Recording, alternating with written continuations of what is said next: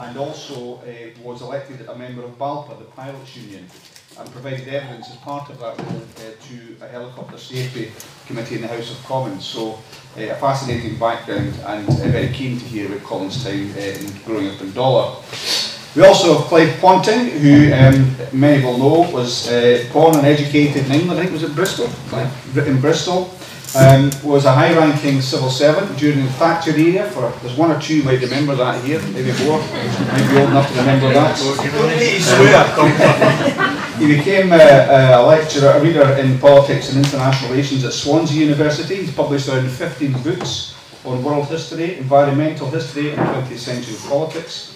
He was, of course, at the centre of the controversy over the sinking of the Argentine warship, the Belgrano, and was arrested following the leaking of documents to Tangiel.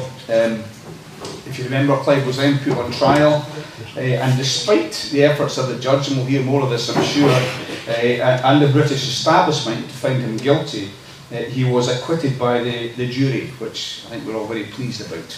And he has now made his home here in Scotland. So we have a fascinating night in prospect. I think the thing that combines our interests are those two things. First of all, I think we have generally the same views on the constitutional question, which I know many people here will share, and also the Falklands, because we all had some association with that in the past.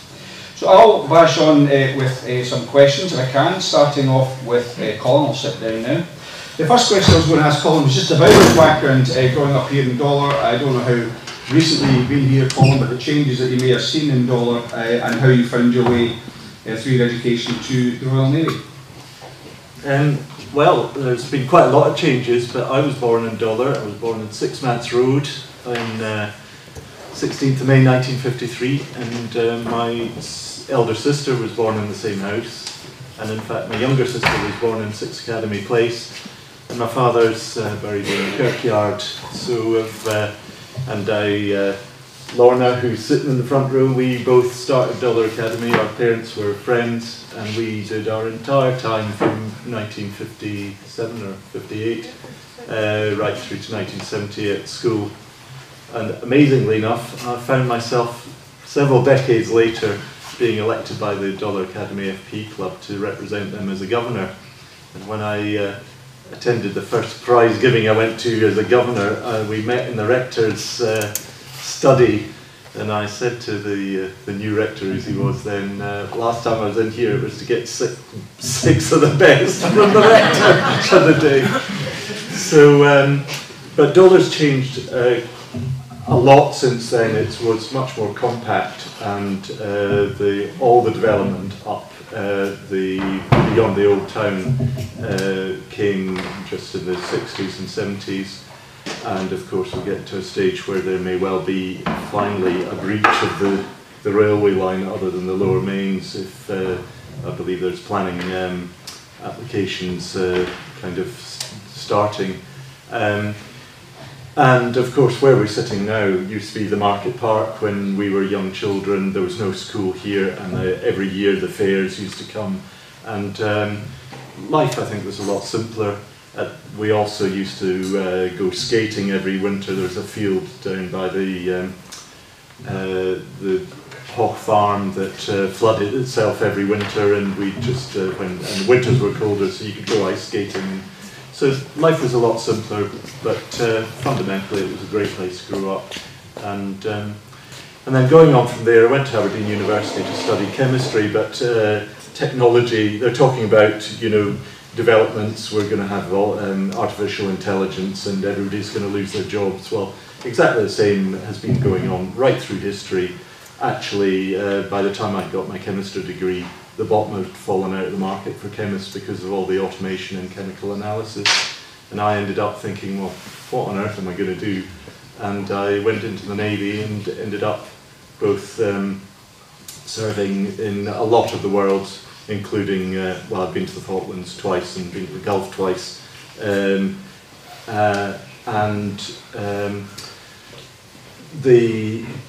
throughout that period became more involved in thinking about what our politicians were doing, sending us off, and in particular sending us to the Falklands, which seemed to creep up completely out of the blue as far as Margaret Thatcher and her government was concerned, when only 5 years later, under the when Jim Callaghan was Prime Minister and David Owen was the Foreign Minister, we sent a small task force to the Falklands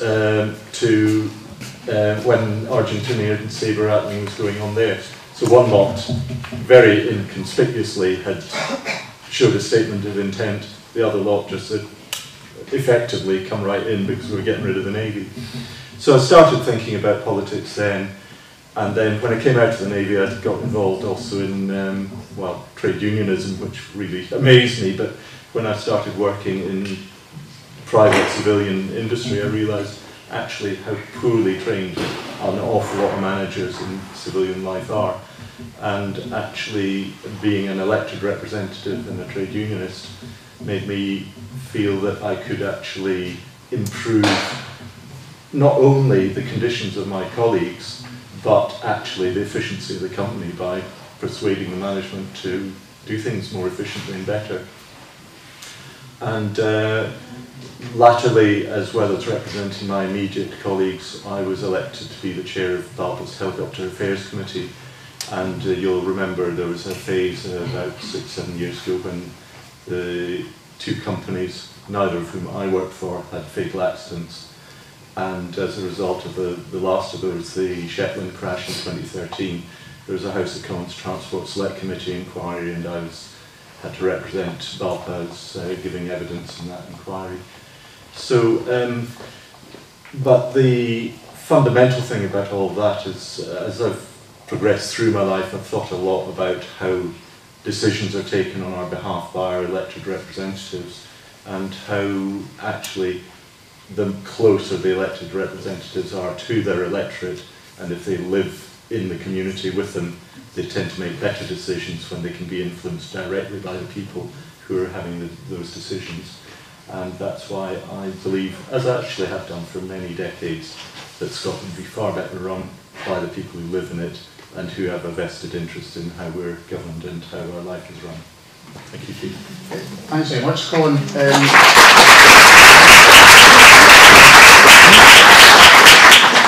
Just thinking when you mentioned you were born in Manse Road, just round the corner, it's worth mentioning today because it's International Women's Day that Lavinia Malcolm, who was the first, I think, elected female provost in Scotland, there's a plaque just up the Burnside to her.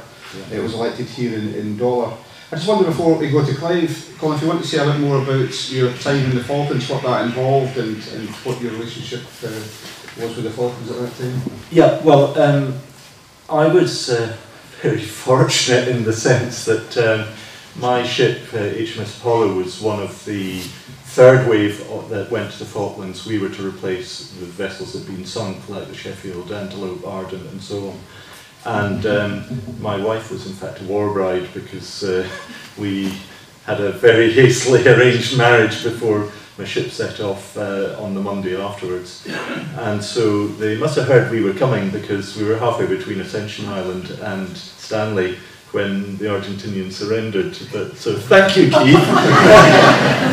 So actually my involvement was not directly in the fighting, although the first thing we did was, on arrival, was take a refuel off the tanker, top up on our ammunition because we'd been training on the way down, and then we went and sat 200 miles west of West Falkland as a radar picket in case the Argentinian Air Force and Navy decided to resume hostilities. And I could tell you it felt pretty exposed, being just on our own out in the middle of the ocean and clearly a major target.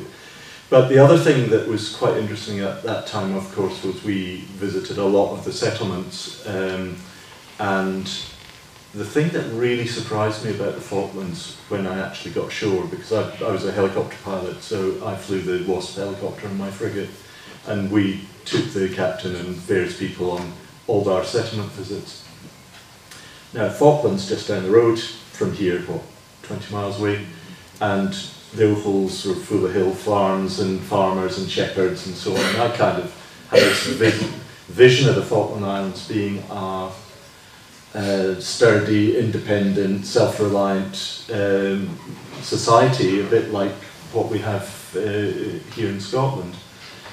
To my amazement, I discovered that it was actually huge estates, just like the Highlands. It completely, so all the workers lived in settlements, in tied wooden clapboard prefabbed houses with an estate manager in each settlement. The whole thing was owned by and large by the Falkland Islands Company, and it wasn't that much long ago that the main store in Stanley had actually used company money, and it was really a feudal type society. The whole thing was, Falkland Islands Company was then owned by Colite, which was, I can't remember what they did, they sold coke and various other things.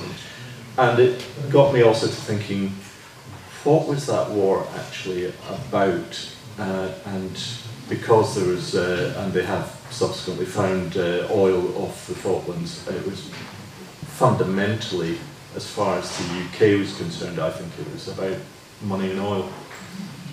Although, to be fair, it's always important that armed aggression cannot be allowed to pay. And I think having had a failure of political knowledge and leadership and allowed the Falkland situation, allowed the invasion to happen, it was very important that armed aggression must not be seen to succeed. Thanks for that, Colin.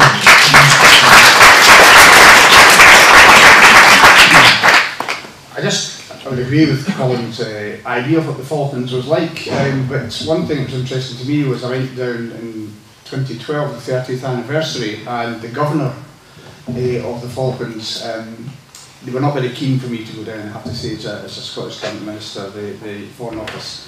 But when I did go down, I went down to this reception at the governor's house. They said they had no place, they could not accommodate me, and there was no place in the flight. And I said, that's fine, I'll get one flight and come down. And at the last minute, they suddenly found a couple of seats on an RAF BC-10. But when we got down there, the tradition is if you're a government minister, you stay at governor's house. That's what they all do, but that didn't apply to Scottish government ministers. So this guy at this reception continued to try to run away from me. So eventually I pinned him down the corner. He said, I'm really sorry, we really should be staying at governor's house. I said, I'm fine, I'm accommodated. But I said to him, I hear you just announced that you're going to have a referendum. He said, yes. I said, just to say, if you want any advice or any guidance, we're having a referendum. No, it's a different thing. I said, no, it's self-determination. It's the same. No, it's a completely different thing. It's a good bit of good fun. So it's interesting the way that for Colin, and I think to some extent for me, it did kind of radicalise your change your views, experience of the Falklands in the early 1980s. But one of the really big names from the whole Falklands, if you like, controversy, of course, was Clive Ponting. I'm quite interested to know the lead up to, first of all, your upbringing, Clive, in terms of, I assume, a fairly traditional upbringing, and then going into the civil service, and then the way that kind of all kind of burst onto the public scene. But just be useful to hear it in your own words, Clive. Okay. Yeah, I had a pretty conventional upbringing in Bristol.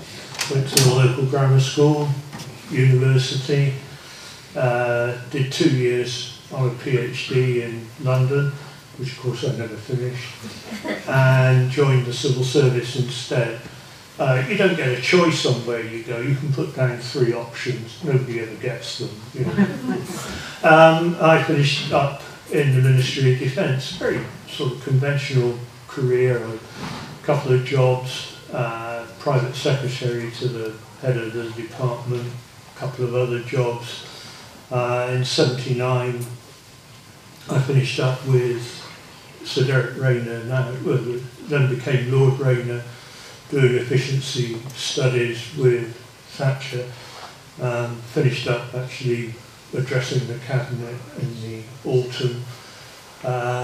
Then I did running the defence budget, which meant running the intelligence budget as well, and then other things. And I suppose it's really, when I came to what happened with the Belgrano, that wasn't until 1984, but before then, I think it's true of most whistleblowers, it's not the final thing that does it, it's the run-up to it, all the other things that you see going on. And I just got more and more disillusioned with it. To give you some examples, in Northern Ireland, which is fairly topical at the moment, covering up MI5 murders of people so that the MI5 people didn't get prosecuted. Kincora Boys Home, where the boys in the home were being abused by politicians. MI5 and Special Branch knew what was going on, let it go on deliberately so that they could blackmail the politicians who were involved. With the Falklands, pretty shady deals with Pinochet in Chile. Planning for nuclear war, what would happen in Britain, where of course it was all about protecting the state, not the people. And all the measures that would be taken, some of which might well turn up again in the next 3 weeks. And so, shall I go on to the...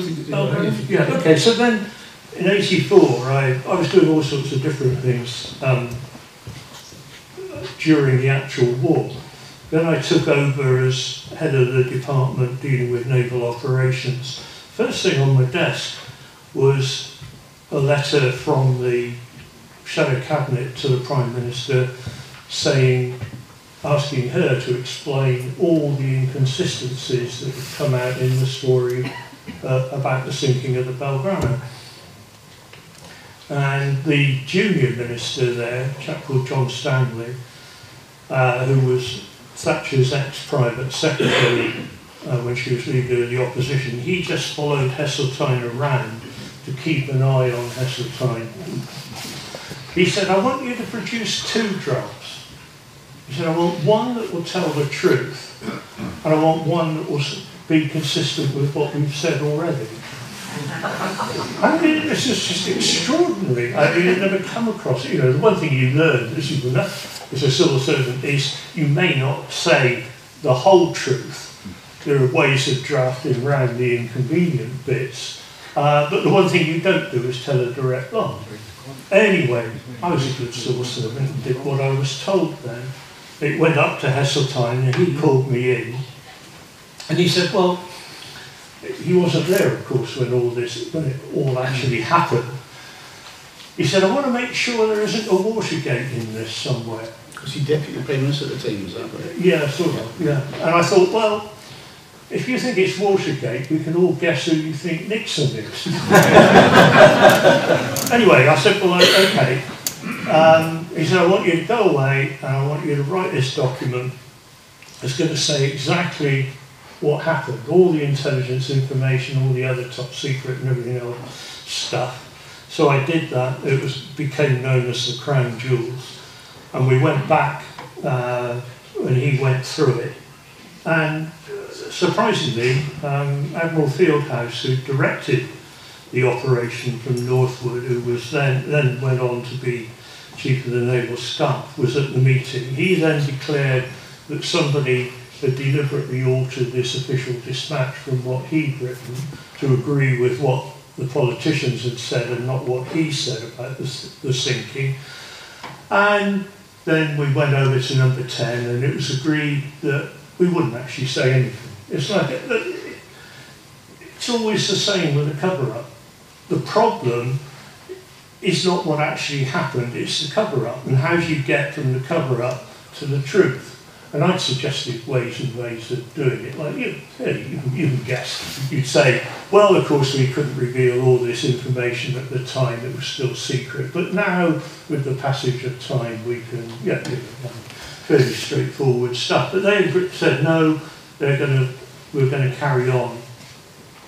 And that went on. I argued with Heseltine, didn't get anywhere. And it went on until the Foreign Affairs Committee of the House of Commons was investigating, asked a series of questions which, had they been answered honestly, would have revealed the cover-up. And of course they decided to continue with it. I suppose I got to the point where I was pretty disillusioned with what was going on in Whitehall. And I thought, well, I'm probably the only person who knows what actually happened, and I know how they've been lying about it. And so I sent 2 documents to Tanviel, who'd been the MP who'd done the most to run with the issue. And the documents themselves were unclassified. But of course the point is, with the Official Secrets Act, it's not about classified information, it's about any official information. Anyway, I sent them to Tan. Tan correctly sent them to the chair of the Foreign Affairs Committee, who promptly handed them back to Heseltine. He called the MOD police, if he probably didn't realise MOD had its own police force, not the Met or whatever. And it'd take a genius in the police force to work out that I was the person most likely to have done it, and I said I had. And the head of the department, who I knew very well, said, well look, this is all terribly embarrassing. If you resign, that will be the end of it. And I thought, well, I've had enough anyway. I'll resign. So I actually wrote a letter of resignation. He wanted me to come back in a couple of days' time to sign off on all the various security clearances I had. When I went back, they said, oh, well, we're terribly sorry, this isn't going very smoothly. Heseltine wants you prosecuted. So, of course, it's not really up to him to decide whether I am or not, but that's not how it works. So, by the end of the week, I was off down to Scotland Yard being fingerprinted and charged. And I suppose the next thing is, how do you pick a solicitor? Because there's not much point in having the bloke who does the mortgage for you and buys the house. You know, they're not going to deal with this. I got some very good advice, and a wonderful solicitor who said, if we're going to win this, we win it before we go into court. If we play by their rules, we'll be beaten. And okay, I knew my phone would be tapped, my post was open. And then in the run-up to the trial, we were meeting in my junior barrister's flat near Baker Street in the evenings to chat about tactics. And one evening, Jonathan said, my front door opened too easily tonight. I'm going to get the place swept. And of course we found the bug that had been hidden behind the picture in his living room. It didn't really matter how my five were listening to what we were doing, it was depending where it went after that. Then a week before the trial, the government suddenly announced that they were going to put the crown jewels in as evidence. These were not simply top secret, they were a lot higher than that. Only 4 copies had ever been made. And I mean, it's not, as you know, it actually contains all the Argentine signals because we'd intercepted them all, and some other highly sensitive stuff. And they decided, yeah, we'll let the jury read this. Anyway, it was only a year old. And so the trial ran on. I was in the witness box for 2.5 days. And then we produced the main constitutional lawyer in the country from Cambridge, and we wanted to have a politician also say that the British system wouldn't work unless ministers told the truth to Parliament when they were told to, and they had to. And another very long story we won't go into. But in the end, we got Milne Rees, the old Northern Ireland Secretary, Home Secretary. He came down, and he was excellent. He said, I wouldn't be, if I thought there had been a breach of security, I wouldn't have been here. Because my case was the first, and so far only time anybody's ever been prosecuted under the Official Secrets Act for sending information to an MP. Anyway, it all came down in the trial to a clause in what was then the Official Secrets Act, it's not there anymore, which said that you didn't commit an offence if it was your duty in the interests of the state to reveal the information.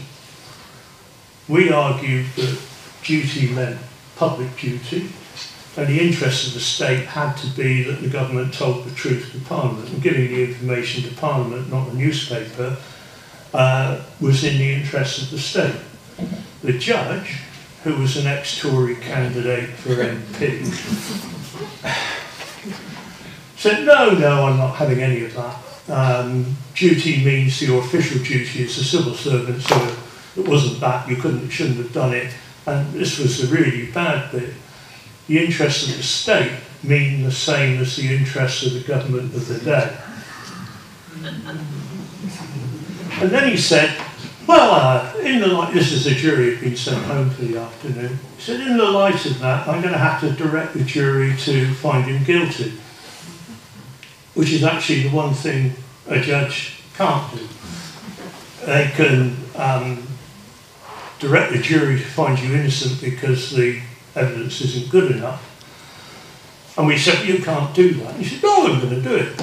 And then, remarkably, the prosecution QC stood up and said, well, there must be some evidence to go to the jury. No, of course there isn't. Well, can we have an adjournment for 15 minutes? Well, if you must. And we know now what they did. They went out to the Attorney General, spoke to him and said, can you put up with a direction to convict in a political case like this? And they decided they'd rather not. And the judge came back and said, well, I've been looking up one or two other in the books, and I've decided I won't actually direct the jury to convict him. I mean, then in his summing up, he did everything but direct them. I mean, it's one of the most ridiculously biased summings up.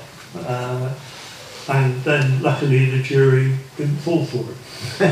Thank you. We'll just say, because I think most people will be aware, but just the import of these documents, what the central points of it were, why they were so controversial. Right. Well, one was actually the answers to the House of Commons Foreign Affairs Committee had they decided to tell them the truth. It was partly about the rules of engagement, but it was also about when the Belgrano was detected, why they left it sailing towards the task force for a day and a half without sinking it. Then, when we actually got the Argentine recall signal, which they'd sent out, and the boat turned round and was sailing back to Argentina for 8 hours, all this time outside the exclusion zone, why then did they decide to sink it? And the other was a series of answers to Tandiel. He'd asked about 8 different parliamentary questions, which they'd refused to answer, and they were the answers to the questions, which again went over that sort of brand, and sort of set out what the lies were that they told. I'm going to come to the audience for a question in a second. One last thing to ask, Clive. I mean, I've seen obviously the things that you've done since that time. You've had a full and active life and been in lots of different places, but what would you say was the impact of having gone through that on you, perhaps at that time, your career opportunities and so on? What effect did it have? Well, I decided to, once it was all over, going to leave London. Been there for 20 years. I went down to Wales and first of all combined writing books. I'd rather got the bug of doing that, and running an organic smallholding. And at the same time, Swansea University had got in touch, I wasn't that far away, and said, would you like to be an honorary research fellow and do a few lectures and seminars and stuff? And I did, and then gradually it became a full-time job, and I got promoted and promoted, you know, until I took early retirement. So when I was a student, I wasn't sure what I wanted to do, and in fact, probably the only 2 things I thought I wanted to do was the civil service, which came from working in what is now the National Archives on government documents from the 1930s, and either that or an academic career, which was what it was going to be. So in a way, I've been incredibly lucky I've done the only two things I wanted to do. Absolutely fascinating, I think. Thanks very much for that.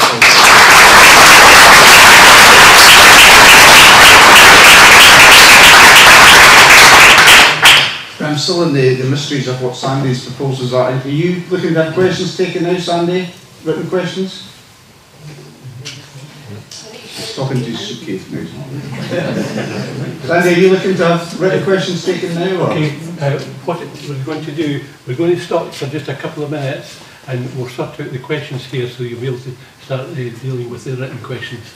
Right. And then once we do the written questions, we're quite happy to take other questions from the floor.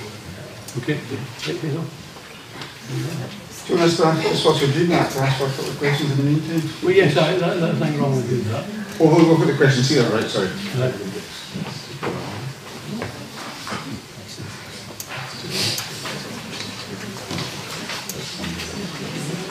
Yeah.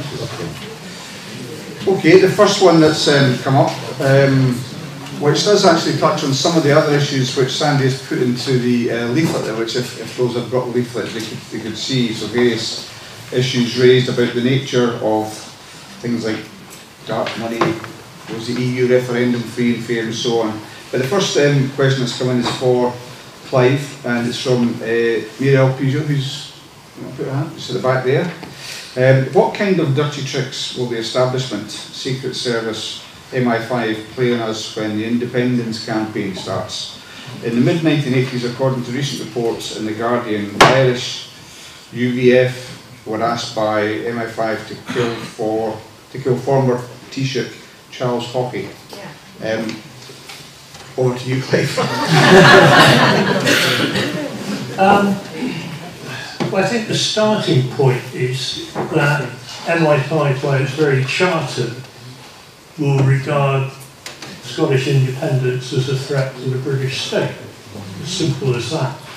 And that therefore part of their duty will be to try and stop it. Most of it they will do in conjunction probably now with GCHQ is simply to monitor what's going on and get one step ahead of everybody. But you've also got the Integrity Initiative, you know, the one that runs out of that rundown factory not very far from here,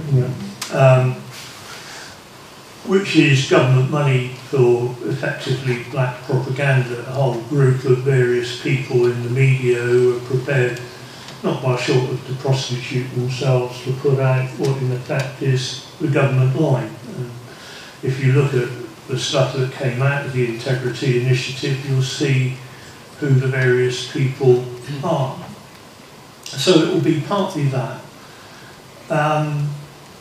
Yes, in Northern Ireland, MI5 were assassinating people.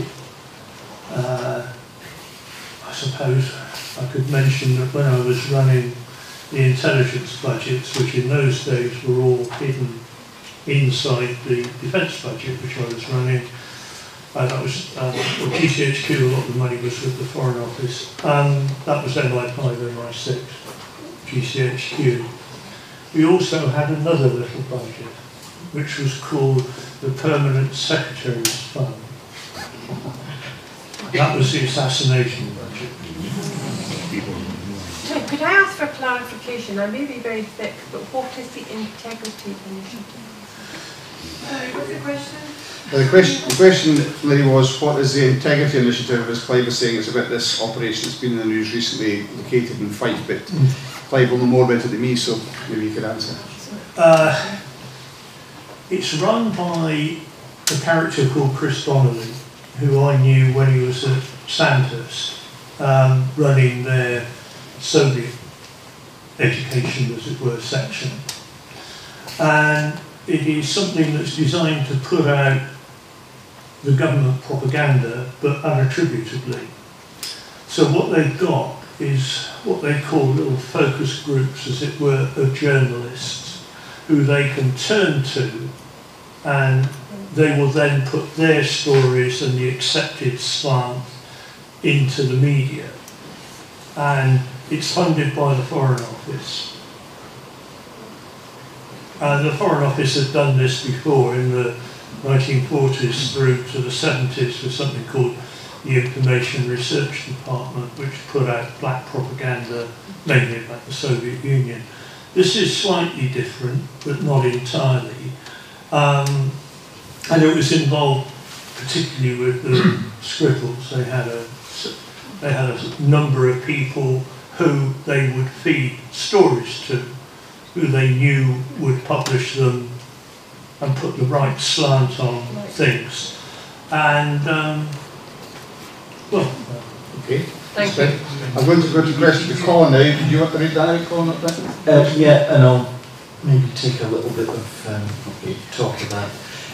Yes, there's a question from Michael to myself. What did I think during service in Falklands and the Gulf, and what do I think now with hindsight? Well, politically,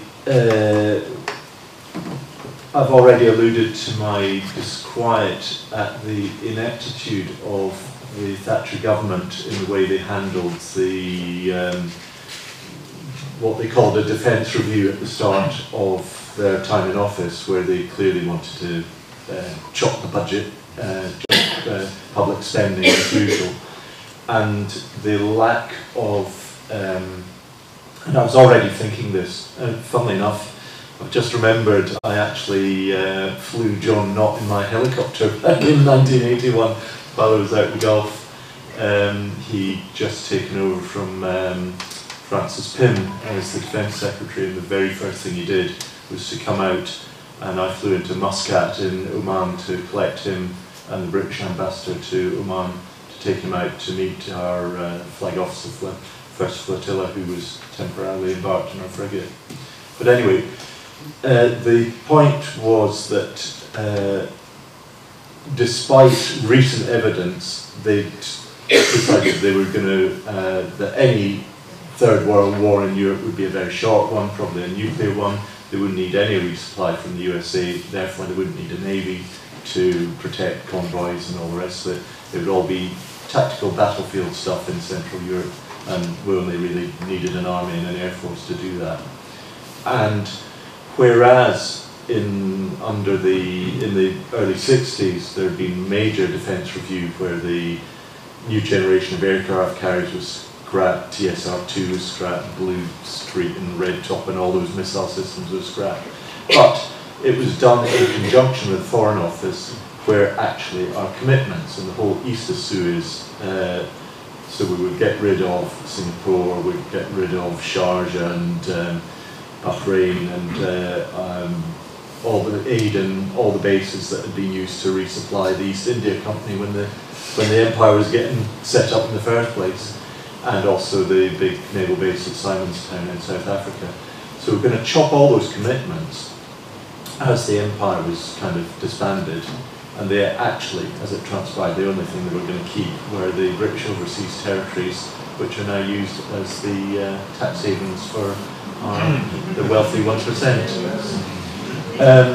So in going down to Falklands, I was acutely aware that, well, first of all, sure like Keith, I had quite a good imagination and was hoping that I'd come back in one piece, and as I say, I'm so fortunate Keith did his job so I didn't have to do mine. But having already been out to the Gulf the previous year, and in fact we spent our whole time out in the Gulf, we were sent out in December 1980, just at the very start of the Iran-Iraq war, and I started thinking about the politics of that as well, because of course the involvement of the UK and the USA when the legitimately elected Prime Minister of Iran had been overthrown in 1953 because the interests of the Anglo-Iranian Oil Company, which is now called BP, were, he was going to nationalise it, and the CIA, that was their first ever successful attempt to overthrow a legitimately elected government. And of course this was at the instigation of Winston Churchill, who was the Prime Minister at the time. So there was, having gone out to the Gulf and seen, thinking, why exactly has this Iran-Iraq war kicked off? And as I found, became more interested in finding out the background to it, clearly the Iranian side the Shah had newly come into power the previous year. I mean, the Ayatollah Khomeini, the Shah had left for a second time. But I actually started becoming aware of Saddam Hussein and how basically he was being funded by the USA. And so Saddam Hussein and Iraq were being used as a proxy to achieve USA's wishes in that scenario. But as a serving naval officer, I was obviously quite young at the time, you're just concentrating on the day job, but you are picking up more and more strands, and you start thinking more about the politics, the geopolitics, and how in the armed forces you're basically part of foreign policy, but particularly hard-nosed part of your country's foreign policy. And so on my second trip to the Falklands a few years later, when I was second in command of a frigate, and also my second trip out of the Gulf when it was actually the height of the tanker war, where we were escorting convoys of tankers through the Straits of Hormuz and warning off the Iranian frigates who were trying to pick off stragglers from the convoys. It's quite, when you actually see one night, an Iranian frigate firing a missile at a tanker about 2 miles away from where you are, it's quite impressive. And at the same time, when I was out there the second time, I was flying Lynx, and by then we did a morning and evening patrol. And one ship we gave a very clear berth to all the time was a vessel called the USS Vincennes, because it was an exceedingly aggressive vessel. And those of you who remember your history will know that a few months later it shot down an Iranian Airbus, killing several hundred people. And spookily enough, a few months later, Pan Am flight crashed into Lockerbie, having been blown up. And for some reason, the American people don't seem to actually, aren't able to make the connect, despite the fact that the captain of the Vincennes was awarded, it wasn't the Congressional Medal of Honor, I think it was just the Medal of Honor, but for his efforts at that time. So you just kind of, my views hadn't really changed, they just developed into thinking, this isn't the way things should be. And sorry, I'll just take another one which I spotted, which was... While you're doing that, yeah, go on. I have to admit that I ran the defence review for John Knott. But we decided to cut back on the Navy. Yes. Sorry about that. So your explanation is for why is exactly right. Just before you come back in, Colin, I should say one of the effects of that was that the ship that we went down on, the RFA Stromness, had been sold to the Americans, was kept back. They took all the rats out of the hold and put the bunks in for the Marines to go down, and so that was John Knott's defence. That's what they did for us. So we went all the way down there in a totally unarmed RFA ship. So back to you, Tony. Did they leave the cockroaches on board, Keith? No. We ate those. Good training. As noted from Pedro Sanchez, I think it is, a question about Pinochet in Chile and how factual is the claim that Chile played any intelligence role, i.e. they didn't have technological means. Well, Chile, General Pinochet was obviously, Chile and Argentina have considerable competing claims on the areas down Patagonia and Tierra del Fuego and so on, and have been effectively hostile for a considerable length of time. But Chile, presumably on the basis of my enemy's enemies and my friend, were very supportive. So, for instance, they allowed an RAF Nimrod to be based in Chile for quite a considerable, about 4 weeks.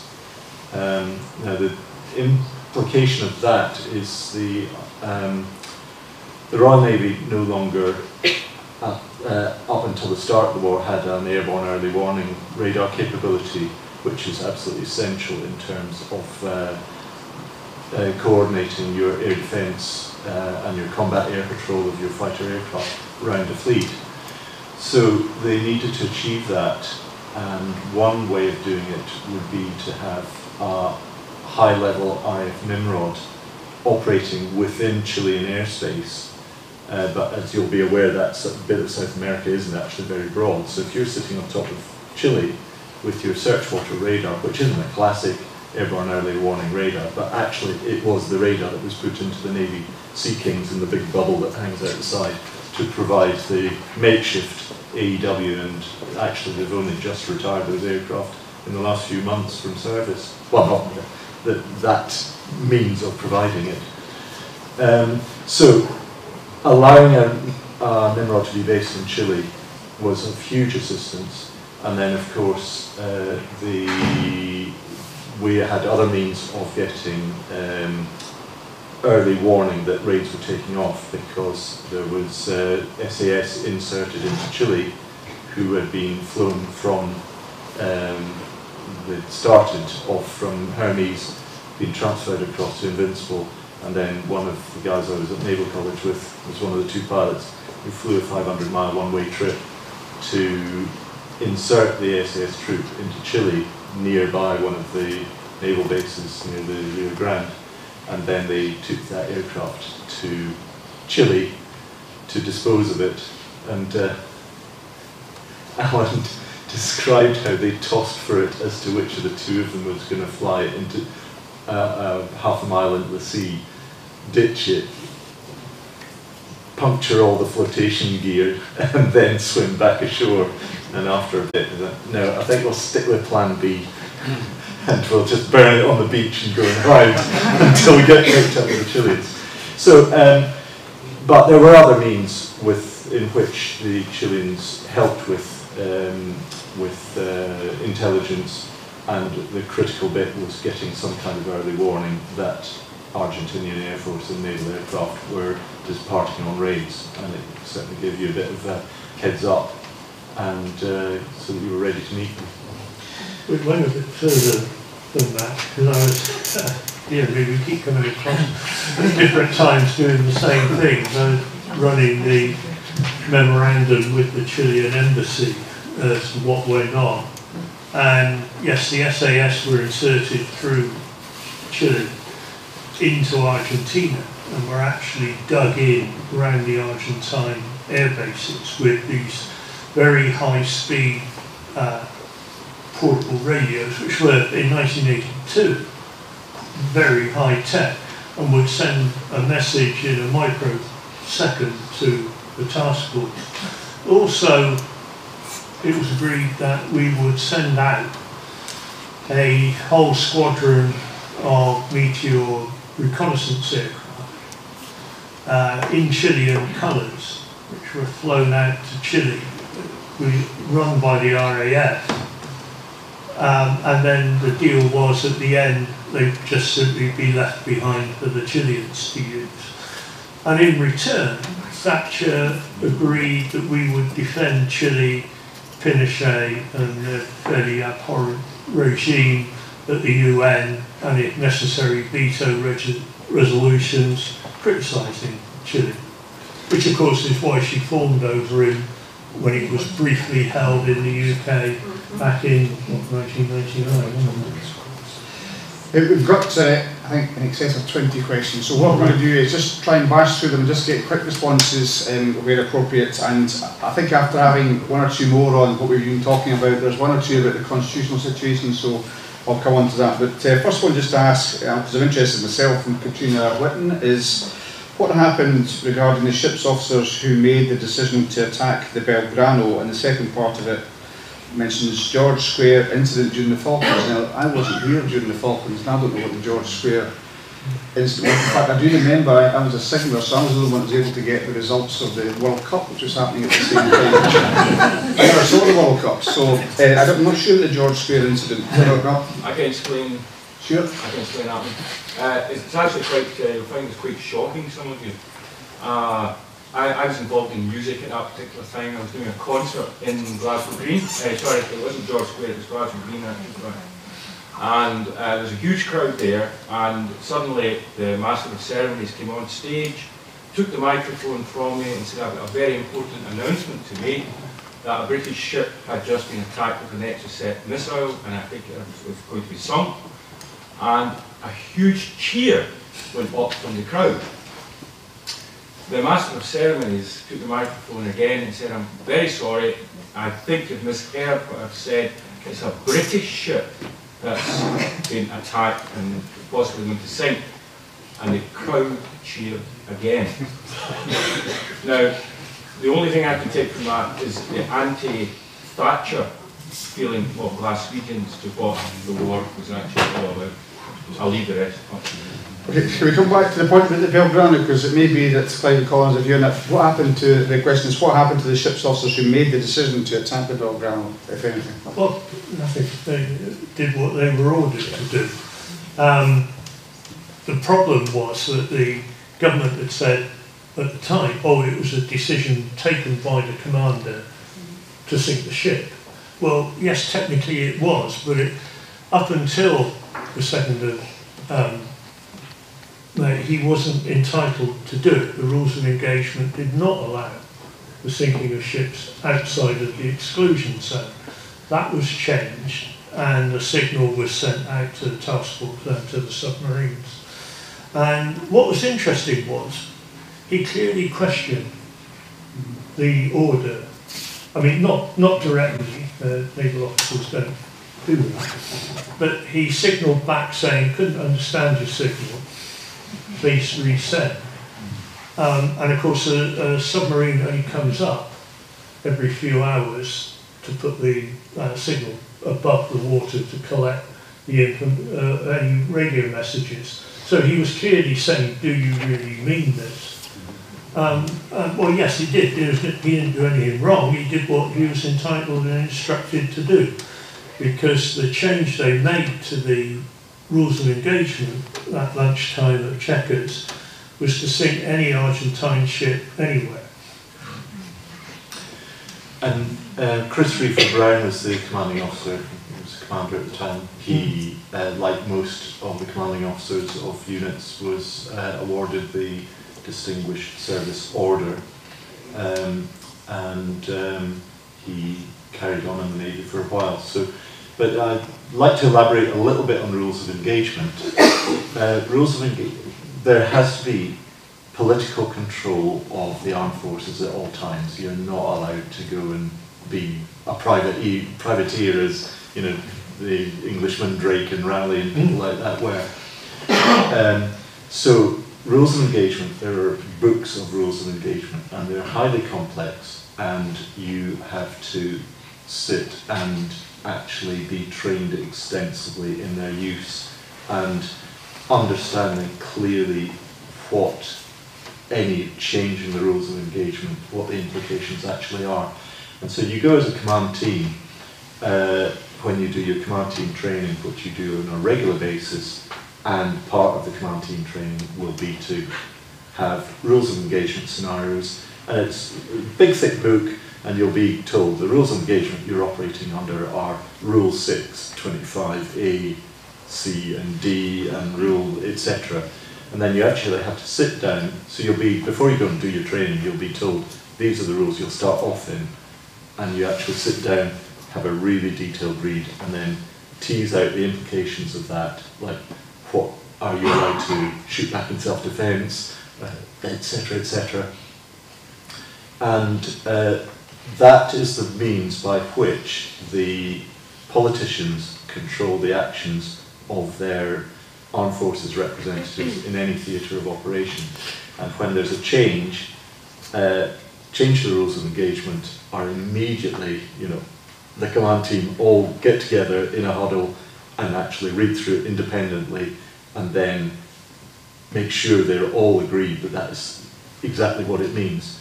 And as Clive says, if there's any doubt in your mind, you query, do you really mean to give us rule this? Because the implication is I can, you know, sink that ship or whatever. So Chris Reefer Brown, absolutely, the rules of engagement had been changed, and once he'd clarified that yes, they definitely meant that, well, then there was no doubt in his mind his duty was to go and sink it.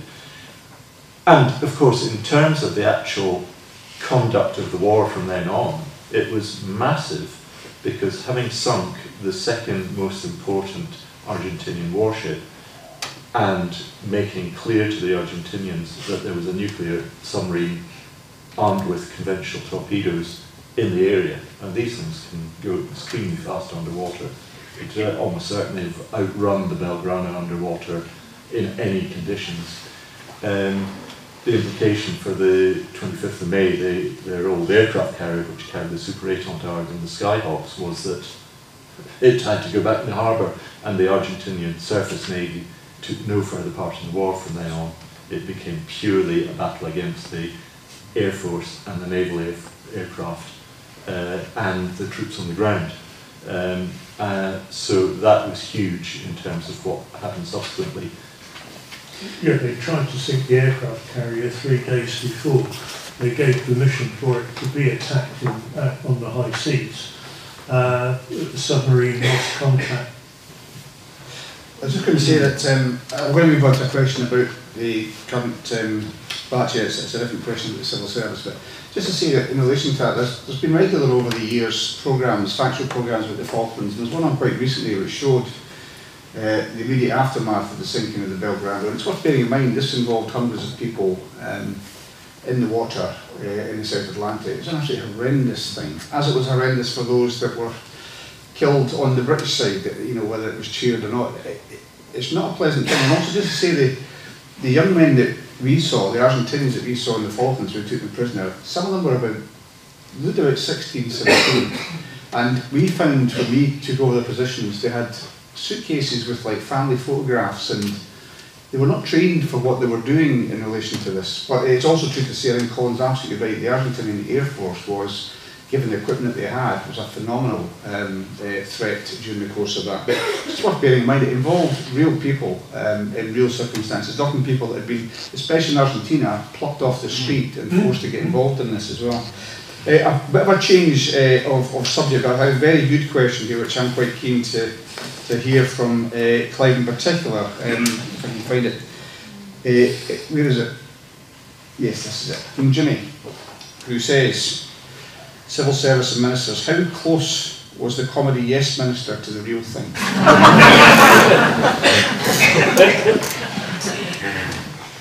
Well, you know, for a half-hour comedy programme, it was quite good. The colleague of mine was actually their sort of official stroke unofficial advisor, and the files that they used to carry around were actually the equivalent of a Ministry of Defence file. They were laid out in the same way. Okay, the Minister was a bit of a caricature. Some of the very junior ministers were just about as stupid as but, I mean, the important, you know, yes, okay, the Permanent Secretary can be decide a lot. But in the end, if a minister wants something done, it gets done. And what we noticed, I think, particularly, I mean, I can't imagine what it's like in there at the moment, but with Thatcher, it started to change, partly with her, who I worked with quite a bit, but then it sort of filtered down to the lower levels. It was, the idea is that the civil service gives, you know, you say, well, we want to do something like this, and the civil service will give you a briefing paper saying, right, well, the options are these, this one doesn't look very good, that one looks a lot better.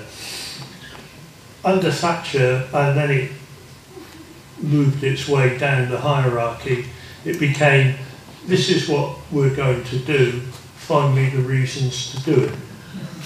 I think it's interesting as well, just while it changed. So during the after the Falklands War, Lord Carrington resigned, as I remember, and yet these days Karen Bradley and Chris Grayling have not resigned. So a big change happened here. Did you want to come in, Colin? Yes, it's just when you were talking about senior civil servants, I just remind me, I used to live in Gairloch up in the Northwest Highlands, and I was inveigled into teaching air navigation to the air cadets because nobody else knew how to teach that bit of their syllabus.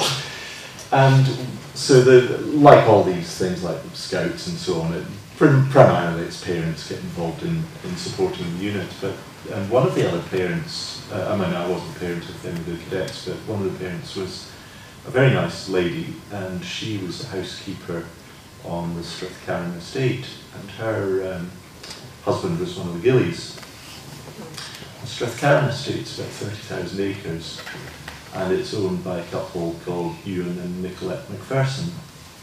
And Ewan and Nicolette Macpherson had 2 sons, the eldest of whom went to Eton and Oxford and then joined the civil service. And he ended up having a stellar career in the civil service, and his last job was as permanent secretary to the Treasury in 2014. You might remember Sir Nicholas Macpherson. You might remember him publishing his advice to George Osborne about denying Scotland the use of its own pound and not having a currency union, which subsequently Eddie George said, of course we'd had a currency union if Scotland had voted for independence, because the implication was the UK's would be bankrupt if they didn't. Now what possible, and now Sir Nicholas Macpherson then retired from the civil service, and a few months later he gave a lecture at the London School of Economics and was asked about whether it wasn't a breach of the civil service code to publish your advice, which is meant to be private to ministers of the government of the day. And he said absolutely he had no qualms about this because the integrity of the British state was being impugned, and he saw it as his duty to make sure that that attack on the integrity of the state was defeated. And you'll probably remember that the Treasury personnel who were seconded to the Scotland office, 100 or so of them, were awarded the prize for Civil Service Department or Team of the Year for their efforts in defeating Scottish independence. And what possible personal vested interest could someone who stands to inherit a 30,000 acre estate in the Northwest Islands of Scotland have ensuring that the state, integrity of the state is not impugned? That's a really interesting. I want to come back to that point in a second, because that was the case of these are the rules, but when we decide we want to break the rules, we'll break the rules. I'll come back to that in a second, but I just wondered if you could quickly, Colin, give a couple of factual answers here. Somebody's asked, how long does it take to sail from England to the Falklands, and how long were you in the Navy for? Well, it takes about 3 weeks when you're going, depends with what speed you're ordered to go at.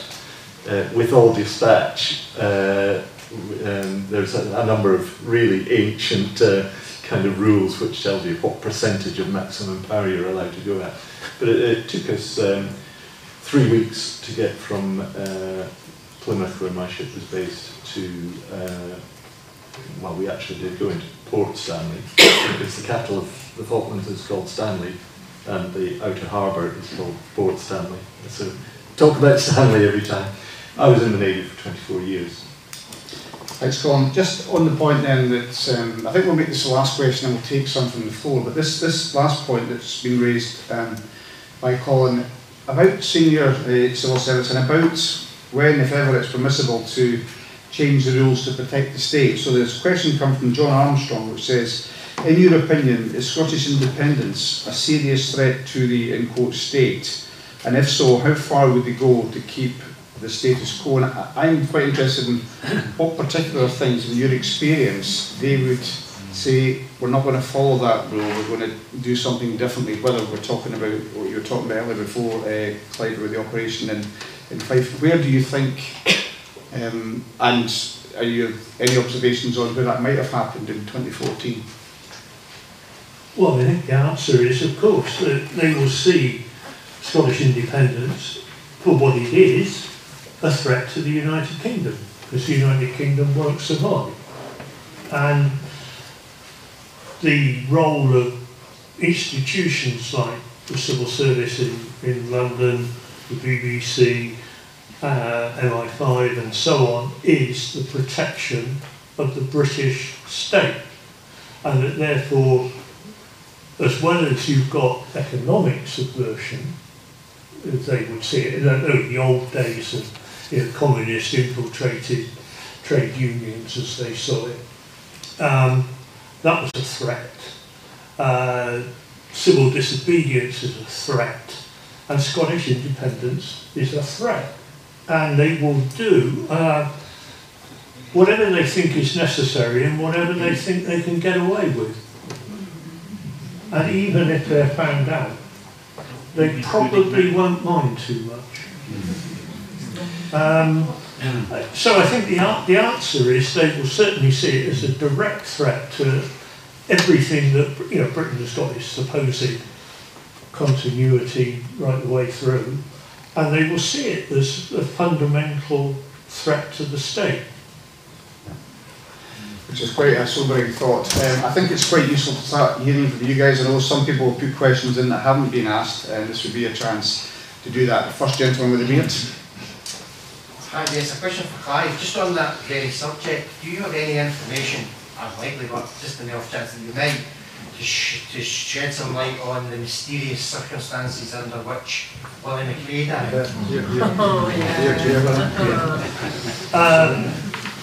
Obviously, I've got no information. I wasn't in Whitehall when all that happened.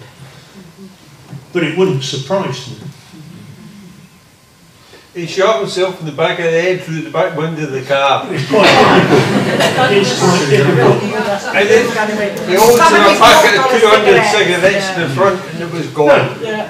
So the only question is, who did it?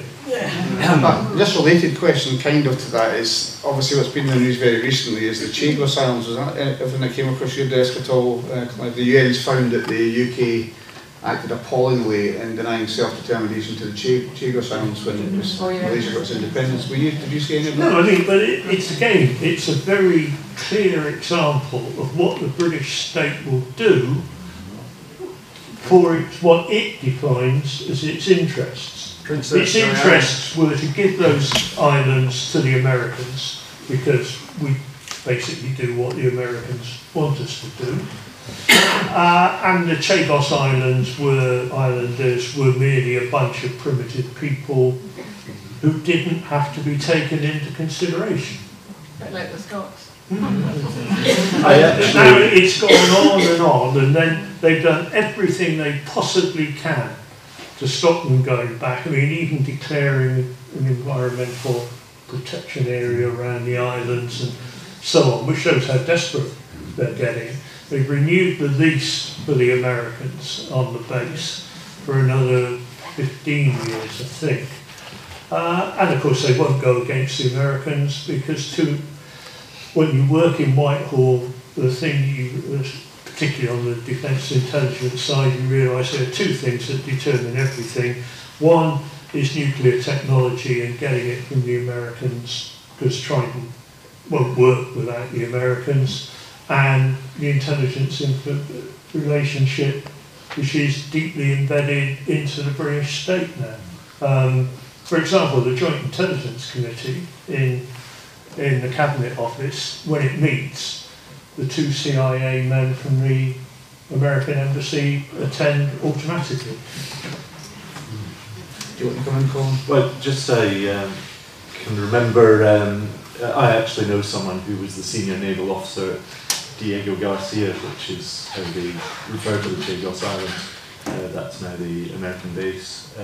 So we, although it, in the same way as when the Americans, for instance, had a listening post at Edsel, RAF Edsel, that base was actually commanded by an RAF squadron leader, and there was an American listening post up at Thurso, and so all these things, they're still British overseas territories, the Chagos Islands and the other that are part of the general group there, and so the British state still maintains its colonial rule over them, and there will be British personnel making sure that it's a governor of the Chagos Islands, but there will be some Foreign Office, senior Foreign Office civil servant who will be ensuring that the Americans do remember it's still ours, and they will be actually there in person. Well, that was the same for all the American air bases in Britain during the Cold War. Were all technically RAF bases, and the person who was technically in command of them was a very low-level flight lieutenant, because then we didn't have to admit that we had American bases in Britain. They were merely RAF bases which we allowed the Americans to use together with us. And of course, I mean, there's something like Greenham Common, again, something else I was involved in. There was the question of what do we do if the Americans try to launch the missiles without our approval? The answer was the RAF regiment would shoot the Americans.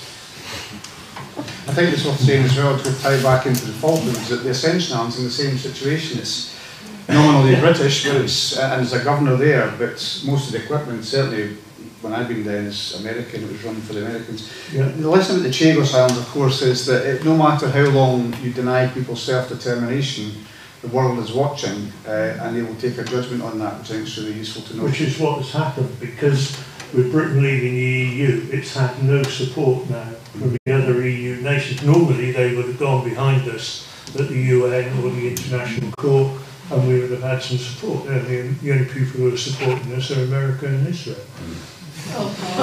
The gentleman at the front who was wanting to ask a question, I'll tell the lady over there afterwards. Just a gentleman at the front first. Quick one each. The Grandma was a Second World War era battleship, had been upgraded, and the denial of exocets. What was the politics behind stopping exocets getting? The Belgrano was had been an American cruiser, and in fact the majority of the Argentinian vessels were second-hand, apart from actually they had two built-in UK Type 42 destroyers, the Santissima Trinidad. I've actually walked across the deck of the Santissima Trinidad in Portsmouth Harbour the year before the Falklands War started, so we were berthed outboard of it. The Belgrano had indeed been upgraded, and I think I'm right in saying it carried surface-to-surface exocet missiles, as indeed a number of our ships had. The MM40 rather than the AM38, which was fitted to the Super 8 Honda. Sorry, what was the other? The Exocet. There's a lot of politics behind supply routes, France and so on, not any other Quite a companies lot was that done to try and disrupt the supply route from France.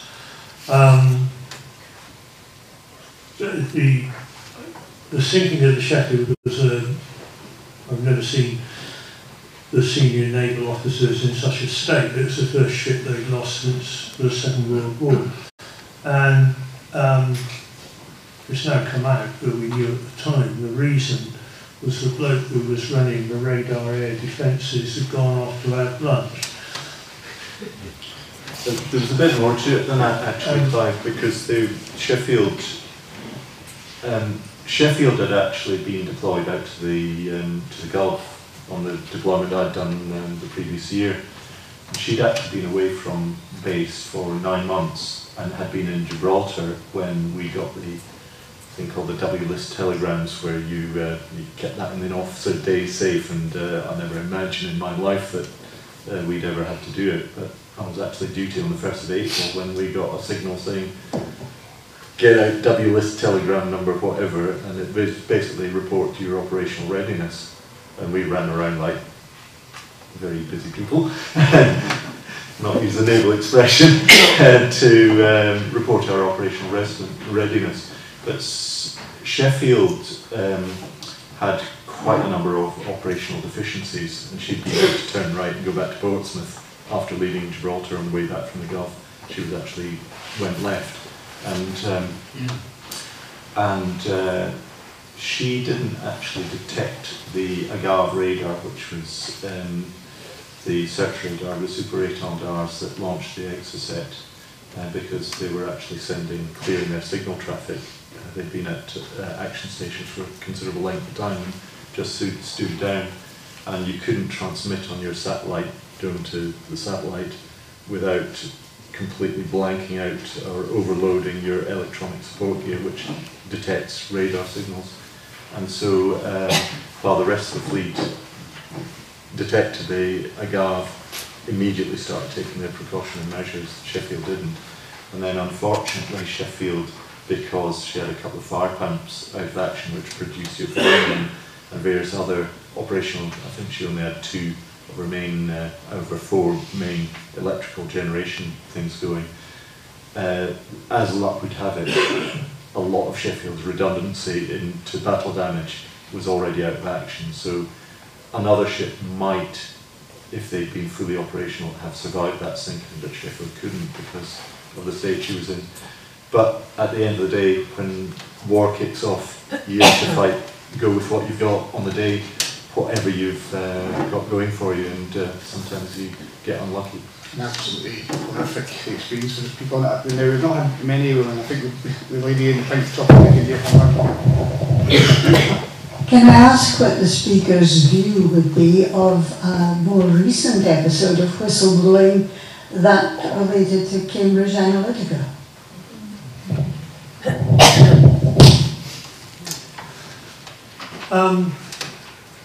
I don't know, I don't use Facebook on principle. I'm not sure how big an influence it actually was. I mean, you've got a lot of these snake oil salesmen, and the bloke who ran Cambridge Analytica certainly looked like one of them, who would tell you he could do everything, of course, if you pay him enough money. I'm not sure what real influence it was likely to make. A bit, maybe. The funding by Iron Rights. It had really big influence because of the funding. Because of the funding behind it, by people like Aaron Rights and all the rest of it. I suppose it's, a lot of it was built around the idea of voter suppression, as much as, voter suppression and identifying people that had never voted before, all of which is legitimate for any political party. I suppose it was the way they did it and the information that they gathered. I don't know if you've got a view on it at all, Colin. What is this Facebook of which you speak?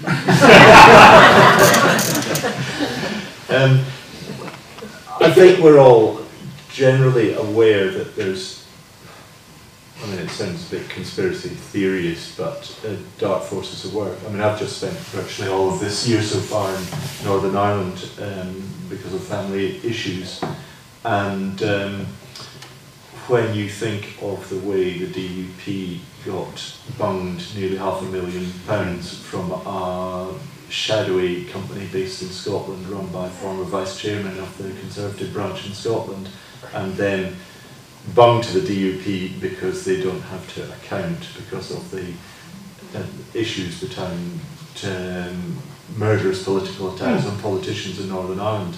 So it was a vehicle that was exploited to get, and most of that money went on the 8-page spread in the centre of Metro, which is a free news sheet that those of you who travel in metropolitan areas will have seen. And when, now, the BBC Northern Ireland ran an hour-long documentary on the whole thing, which meant the Electoral Commission actually had to do something about it. Of course, we didn't see that in Scotland because they didn't want us to know these sorts of things. But and the Electoral Commission, I can't remember exactly, but it was basically, oh, naughty boys, don't do it again.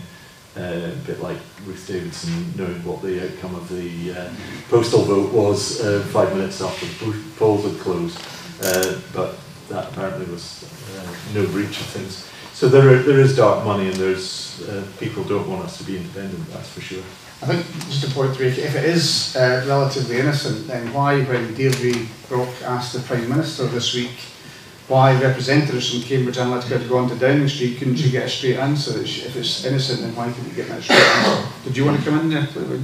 No, I mean, I think something like the dark money that was deliberately funneled through the DUP will have had much more influence than some of the Cambridge Analytica stuff, which I think was probably not as important as Cambridge Analytica would like you to think. But one thing which is kind of Brexit related as well, my times in the Navy have taken me to an awful lot of the British overseas territories.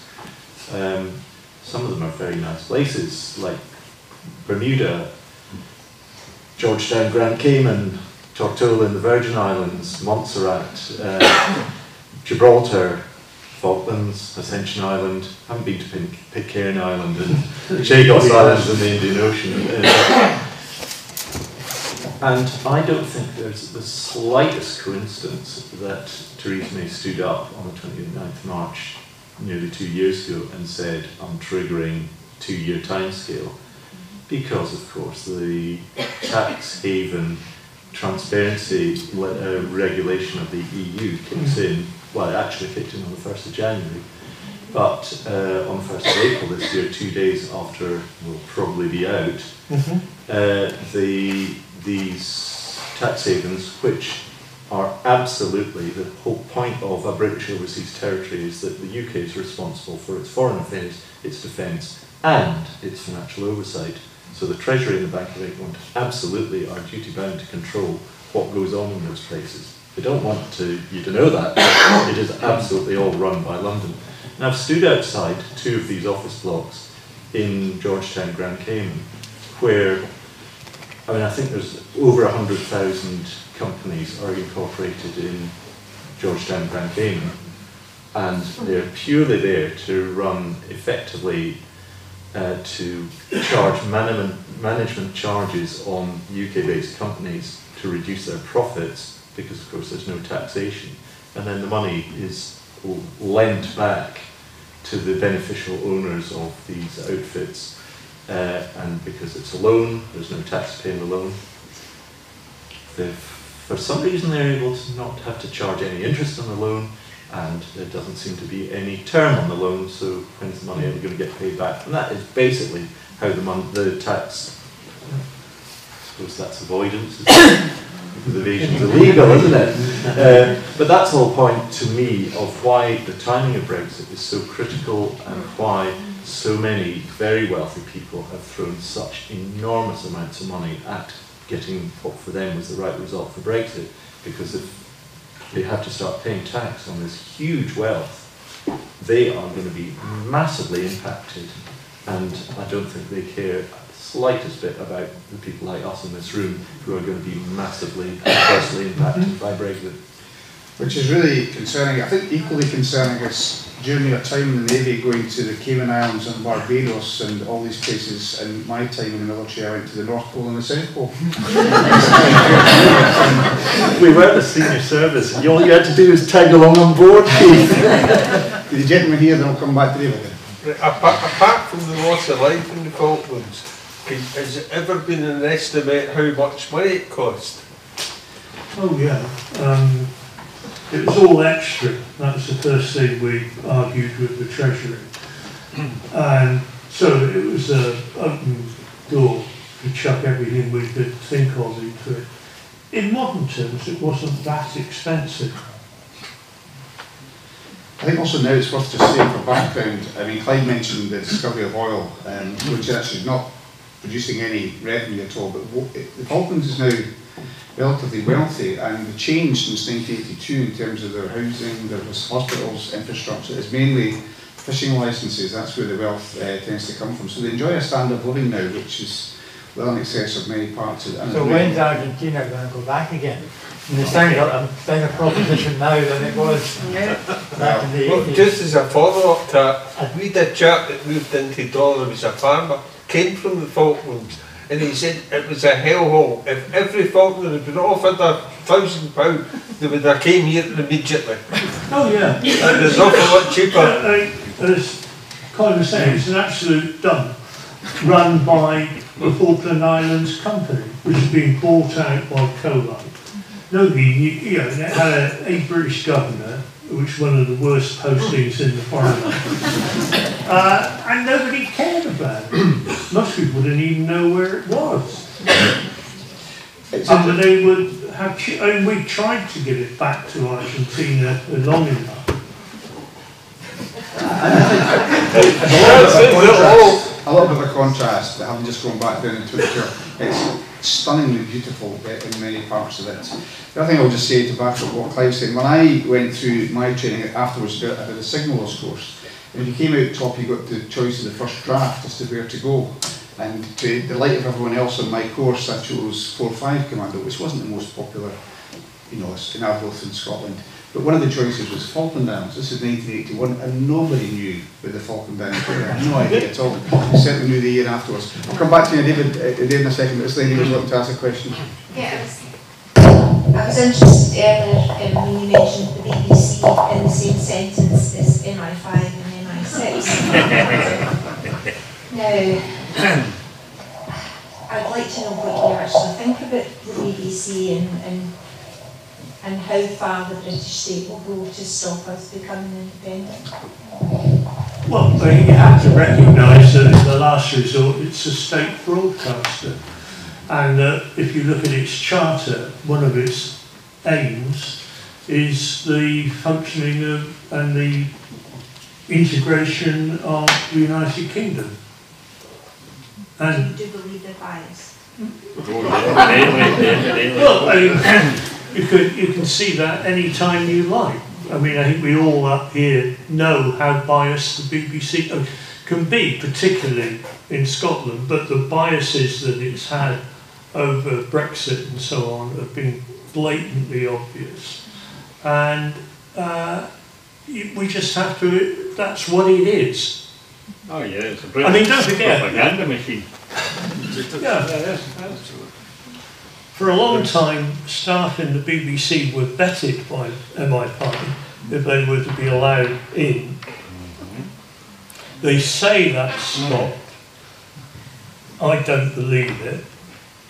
And it's a certain, certain journalists with certain views are the people who will get selected. It's part of the British establishment. And since the Tory government changed the rules over how it's governed, it's become even more. It's part of the British system, what we used to call in Whitehall the good chaps principle of government. But the British never sort of laid out exactly how things worked. But what you did is if you chose a good chap who knew what the rules were and put him in, then he'd know what to do. He didn't have to be told. And okay, we shouldn't say chap now because a lot of them are women, but back in the 70s that wasn't really the case in the top of the civil service. I mean, the year after I joined the Ministry of Defence, which was 1970, 1971 was the first time that they allowed women to join the fast stream in the Ministry of Defence. And the old buffers in the civil service would say, oh, well, they don't think the military would like to work with them. Yeah, the second part was, how far do you think the British state will go to stop us? Well, I think it's what I said before, as far as they think is necessary, and as far as they think they will get away with it. So it'll be part of a coordinated campaign, and all bits of the British state will be expected to play their part. I just wonder if vetting is still going on, Clive, how they've managed to employ somebody that taught their dog to do Nazi salutes, but well, that's vetting by a different organisation. So David and Ian after that. I don't think I need it. I think we're going to it's actually linked to the point about the BBC and dark forces that you talked about. The BBC is an institution, but I wonder, Clive, from your own knowledge or experience, how far do you think universities in our country are part of that institution and involvement with organisations like MI5 or the CIA? Because I do know for a fact that Lancaster University has a department which is involved in the perfection of interrogation techniques along with MI5 and the CIA. And I'm wondering how many other universities are recruiting staff, perhaps even students, in this country for links to MI5 and CIA. Quite a lot. I mean, obviously the old way of selecting people for MI5 and MI6 through your tutor at Oxbridge has changed a bit. Though the person who came to be head of department in politics at Swansea was somebody I'd known when I was in the Ministry of Defence, running liaison with the academic world. And he was an MI5 trustee. And I had to warn a few people that he would report back to MI5 on what they were doing. And of course we had that example not long ago of the Tory MP who wrote to all the universities demanding to know what they were teaching about Brexit. There are other departments, for example, war studies at King's College, very, very close to the Ministry of Defence. Aberystwyth, and of course St Andrews, with its terrorism unit. So there are plenty of places. One of the jobs I did in the Navy was running Aberdeen University Royal Naval Unit, which is the Navy's equivalent of a university air squadron or an officer training corps. And every year I got a visit from somebody from Whitehall who would spend half an hour with me asking if I had identified anybody I thought would be a potential recruit to the intelligence community. So, so I was asked, and ultimately it is important that any country has its number one duty is the protection of its citizens in every way. So it is important that you analyse what threats are coming your way in exactly the same way as we need to have a police force and other things. So it's a legitimate thing for any country to have its own intelligence services, and it's important that you do actually have good people with the appropriate skills right across the spectrum. So it's not an illegitimate thing to do, but what it is worrying for us who believe that our own country should revert to its natural and historic state of independence, and for that to be combated by people whose wages you're paying, that seems to me perverse. I'm going to take up the point, running on from that. The question, the problem is always the political control of the intelligence services, and there is very, very little of it. What can a minister or somebody in the Foreign Office liaising with MI6, you say to them, well, what do you know about that? What did you do? You will get a story back which may or may not be true, and you've got no way of finding out. You can't go down there and demand to read their files and find out whether they're lying to you or not. Watch the BBC. Yeah. Watch the BBC.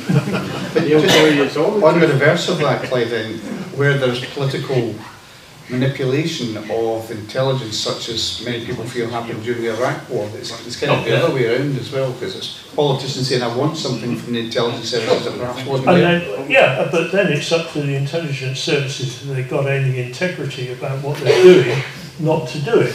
And to say, well, no, we haven't got anything. And we know how they were misled over Iraq. A couple of really duff people who they believed, who were just telling them a pile of rubbish. But yeah, it works both ways, but you have to rely on the people at the top of 6 and 5 to actually have enough integrity to say to these people, no. But when your career's at stake. And the dodgy dossier in particular, what was presented really so that Tony Blair could win his House of Commons vote, which he didn't actually need, because you can do all, take all the decisions by order in council, which is the kind of royal prerogative of which allows the government of the day to do effectively what it likes without having any recourse to Parliament at all. But for instance, Dr. David Kelly, who had been in the inspections team in Iraq, and Hans Blix, I mean, they quite clearly had done due diligence and quite clearly had assessed correctly that there were no weapons. The long-range Scud 2 missiles, I think they were, had been destroyed as part of the programme. There were sort of the line that Britain was at 45 minutes notice of attack. Well, that wasn't technically untrue if you accept that the British overseas territory of the two sovereign bases, Akrotiri and Dekeli in Cyprus, are part of Britain, and effectively they are. Legally they are. Legally they are. So they weren't actually lying, but of course everybody was led to believe Saddam's missiles would be coming inbound on Edinburgh and London, you know, which obviously was incorrect. So the compilation, and as we subsequently found out, the two key points were single source of information, and that is not sustainable. You've got to have corroboration before you go firm on something. Fundamental point of Scots law, actually, criminal proceedings. And then the way you present that information has got to be open, honest and truthful and not slanted in the way, like if you say Cyprus sovereign bases could be attacked in 45 minutes, well, everybody said, fine, fair enough, so what? You know. Thanks. Ian. Yes, Clive's references to the dirty tricks up in the higher echelons of the civil service prompted a memory that's much closer to here. And it was in 1979. It's not a question, so if it's okay, yeah. In 1979, I happened to be the candidate for Kinross was Perthshire for the SNP. And as it happens, Sandy was the election agent. He's hiding at the moment. But what happened was Jim Callaghan came on television on the 6 o'clock news to announce the date of the election. Effectively, the Labour Party had largely, with the help of the SNP in Westminster at the time, it had failed, and he called the election. And it happened on, I think, a Monday evening at the 6 o'clock news when he announced it, and he announced the date. And it was just the minimum 3 weeks forward. And within about half an hour, I lived in Doon at the time, and my phone went dead. Sandy Miller's, who lived over here near Kinross, his phone went dead. My press agent lived in Ochterada, Daphne Sheriff, her phone went dead. And the press officer at the time lived over in Aberfoyle, and her phone went dead. Now, the first two phones came back on, I think, on a Wednesday. But mine was still off. It was still off on Thursday. And because of that, I have been in touch with the Post Office, with the Royal Mail many times, the Post Office, to restore the telephone. And nothing happened. So I thought the only way to do this is to publicise it, and I sent a letter out to the columns of the Scotsman and the Glasgow Herald, and they printed them. And that afternoon, I got the first call from the Post Office up in telephone service up in Dundee that they wanted to come down and repair my phone, which they did, I think, the following day. So I went to the door, and there were two people there. One was the engineer, and there was another gentleman with him who was dressed, collar and tie, and they asked me how many phones did I have. And I think there were about 3. It was a largish house in Doon, and there were 3 or 4 telephones inside. And they asked, can you let us show us where the phones are? So I went up and I took them up, and I had an office on the mezzanine floor of this house, and went in there and back downstairs to show where the others were, and then outside to show them where the cable came to the outside of the house. And I realised there's only one of them with me. So I dropped everything and went back up to my office, and the gentleman with the collar and tie, he was standing, I had a business office up there, and he was standing over at my filing cabinet with the doors open, and he had a file and he was going through sheets of paper on the top. And I said to him, "Excuse me, what the hell are you doing?" And he said, he says, just chilling time, he says. So off we went back downstairs. The phone was reconnected the next day. But the interesting thing I found out later was I took a phone a week or two later, and I took a telephone call, put the phone down, picked it back up, and I heard my own, a recording of my own conversation that I just had. So that is perhaps an example that it doesn't only happen in the higher echelons, if you like. It can come very close to many of us here. Well, the way things operated in the late 70s and early 80s, what you have there is an unofficial tap on your phone. The official taps, which were always done at the exchange, you would never pick up. In fact, the best indicator that you had a tap on your phone was it never went wrong. And you had a very good connection. The unofficial ones had to be done differently, of course, because they didn't have a warrant to do it. But that doesn't stop somebody from doing it. That's what happened to you. If it had been done officially under a Home Office warrant, or Scottish Office warrant in this case, you'd have had a wonderful phone service.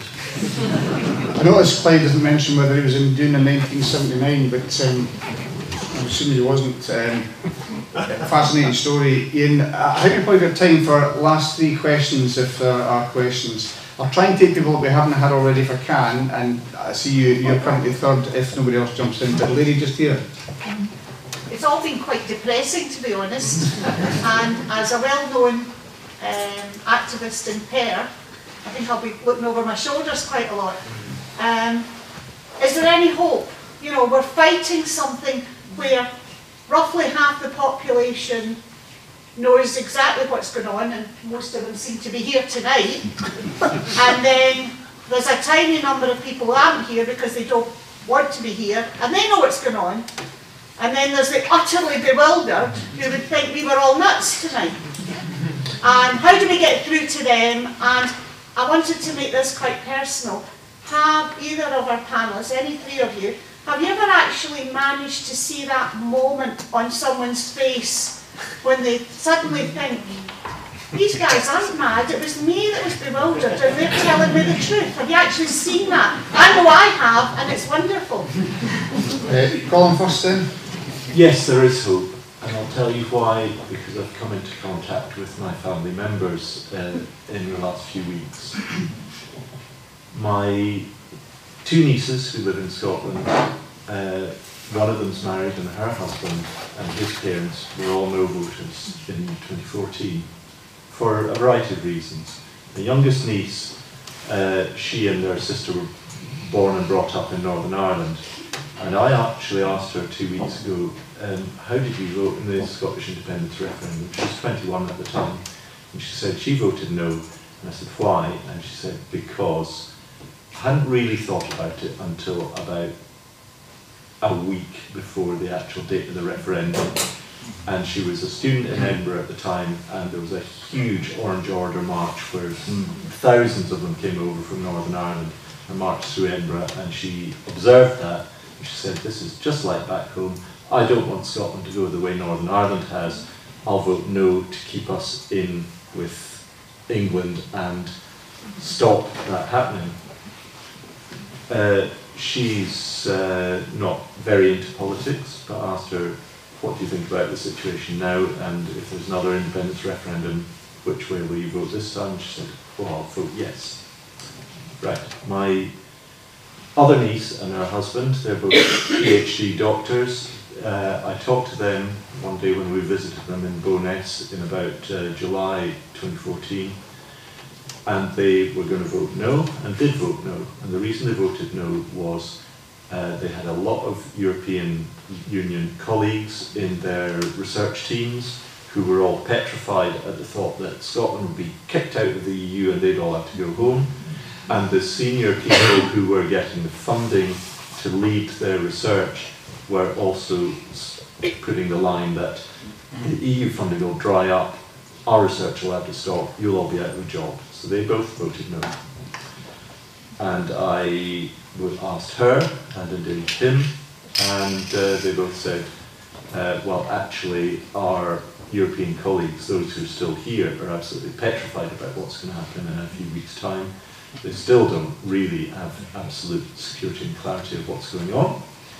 And she acknowledged that every single thing I told her would happen if we voted no had indeed come to pass. And she and her husband are going to vote yes next time, so that's a swing of 6.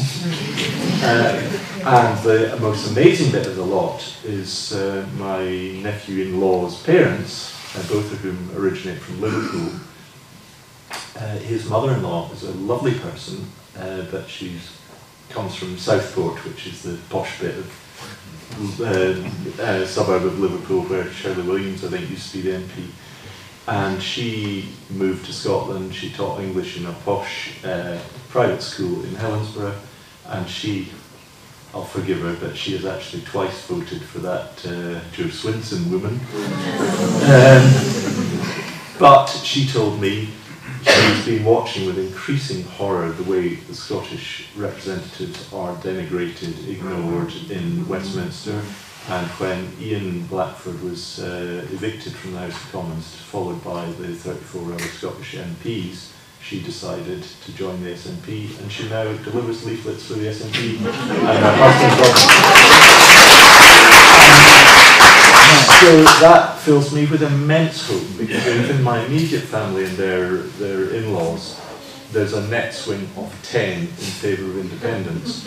And furthermore, I think a lesson I'd like to get Keith to convey to the senior echelons of the SNP is, when we name a date and when we start campaigning actively and when there is a date looming, the uninvolved members of the public who are not interested in politics will actually start to pay attention, and the evidence that we can supply to them this time will definitely carry the day. There's huge enthusiasm out there, but nothing's going to change until we name a day for the next independence referendum. And if we ask very nicely Theresa May and she says no, the words of Canon Kenyon Wright are absolutely apposite. You say no and you're the state, we are the people and we say yes.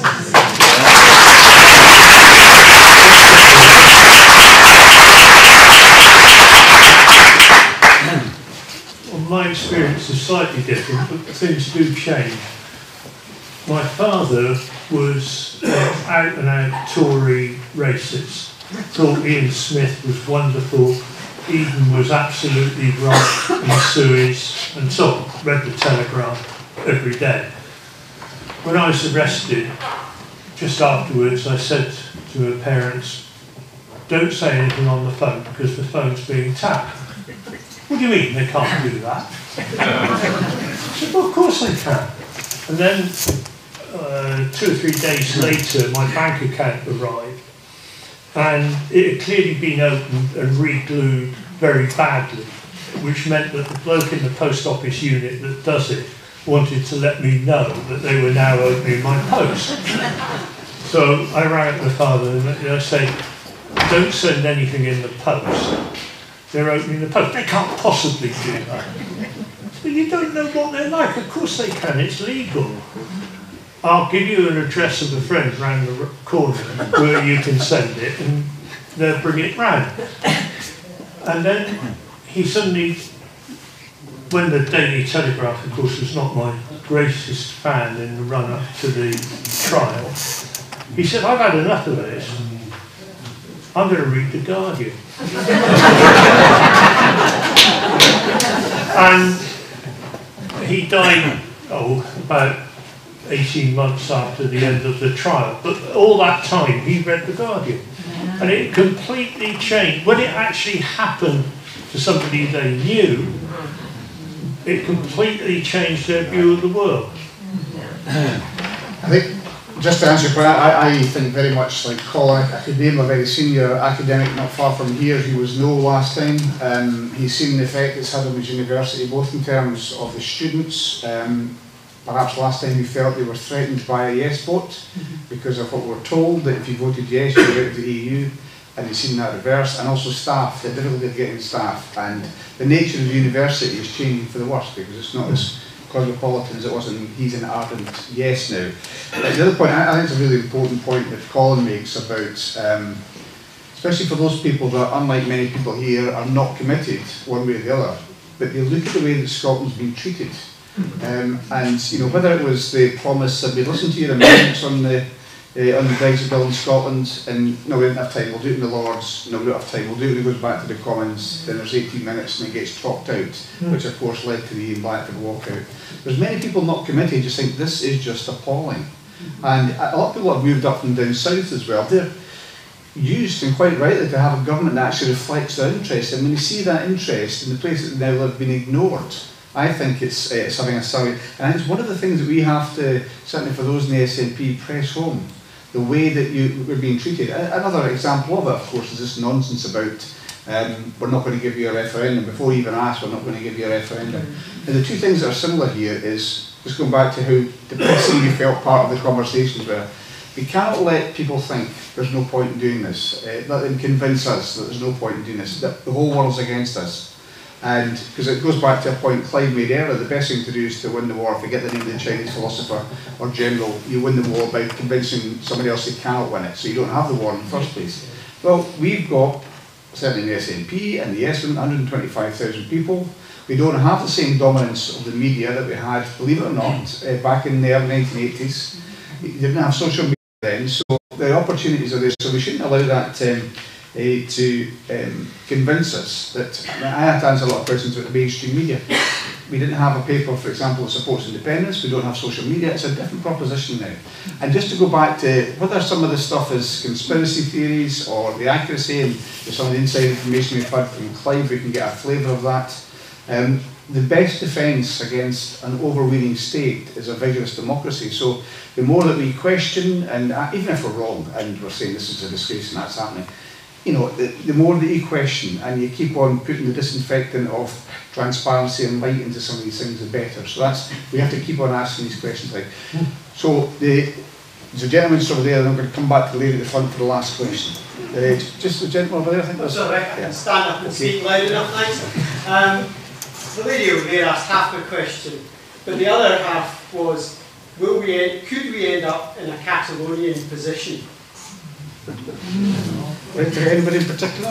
Well, as I understood it, the two constitutions are different. Spain doesn't actually allow secession in the constitution, as I understand it, whereas Britain clearly does. Otherwise, why did they allow a referendum in 2014?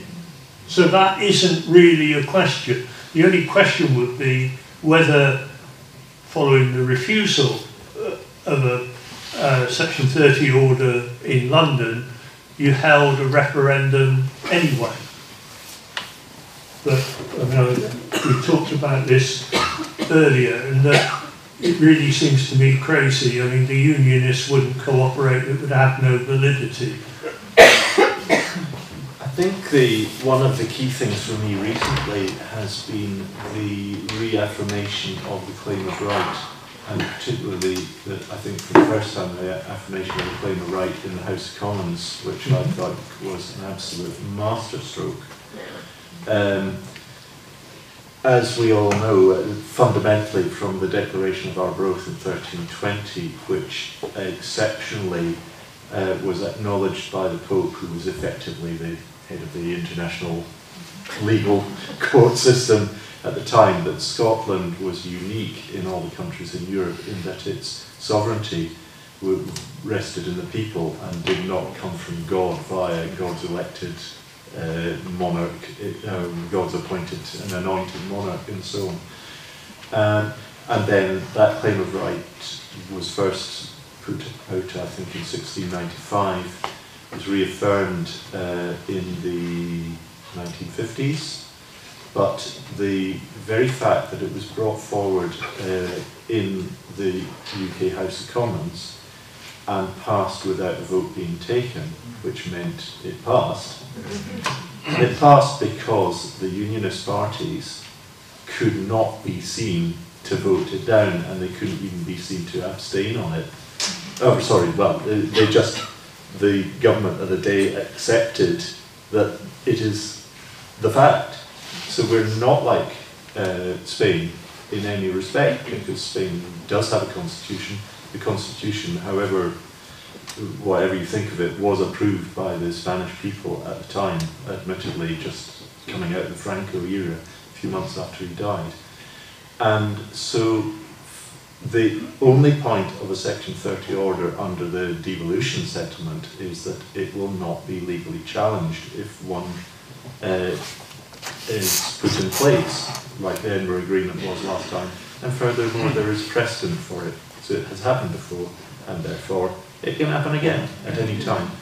But Theresa May and her government, and indeed any UK government, do not have a power of veto over our sovereignty and our determining of the best means of government for ourselves. And ultimately, you can have a non-binding and indicative referendum at any time, but there are other means, as you're probably well aware, by specifying on an election that as a key part of your manifesto, that a majority will, that you're standing on a manifesto that you will go for independence on winning a majority.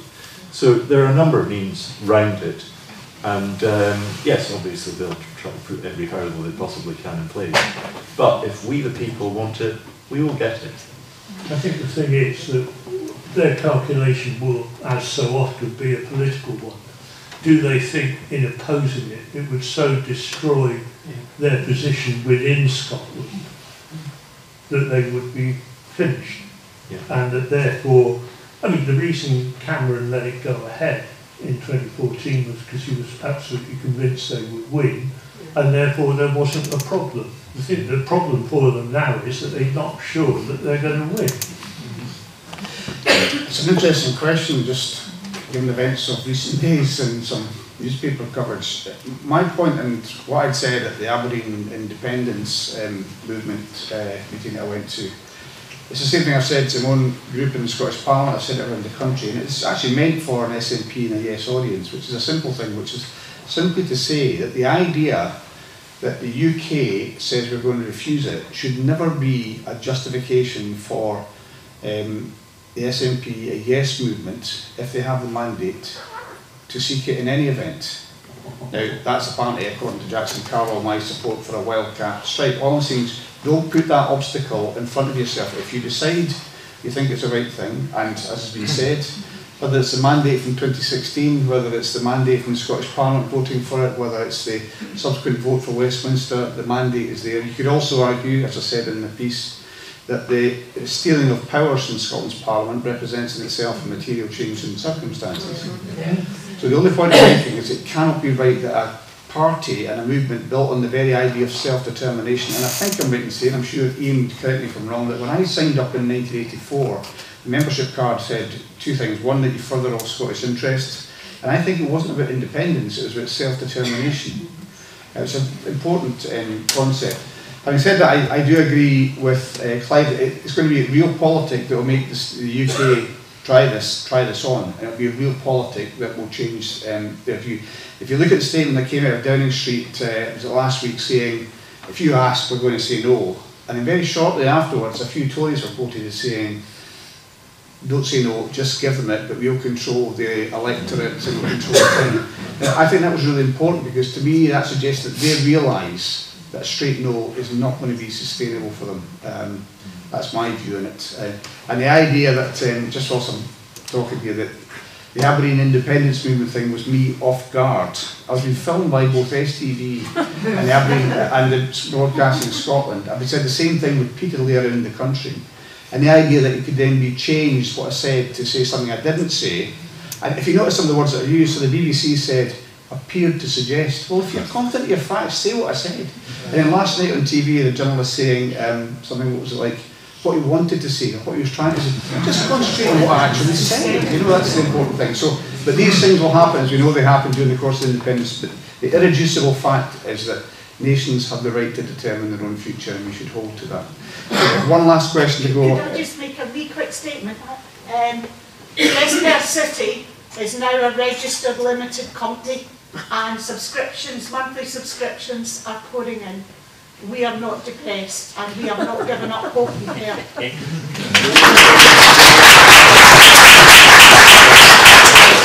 The lady at the front had got an early for the last question. Yeah, thanks very much.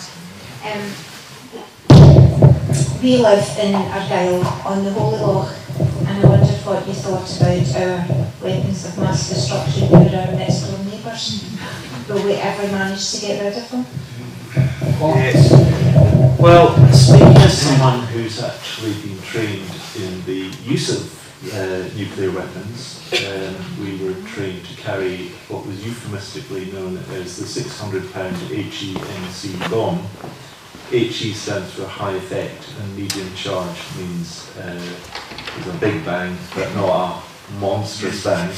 And it was effectively a nuclear depth charge. And very unusually, anything nuclear has a two-man rule on it. You must always have two people involved at every stage of the process. But because I flew the Wasp helicopter, when you had this thing strapped to the underside of your helicopter, you didn't have the capacity to actually take your air crewman with you to do the two-man rule.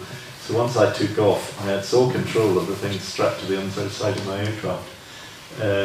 So we practiced this repeatedly, deploying it, and we actually had what were called peacetime ships and wartime ships. My ship was a wartime ship. We only got the thing on board when we actually went to war, and peacetime ships carried it all the time.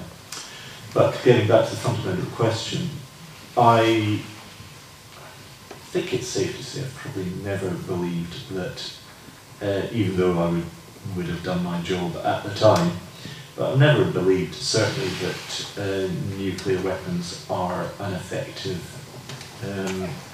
weapon, and I don't believe they're an effective deterrent.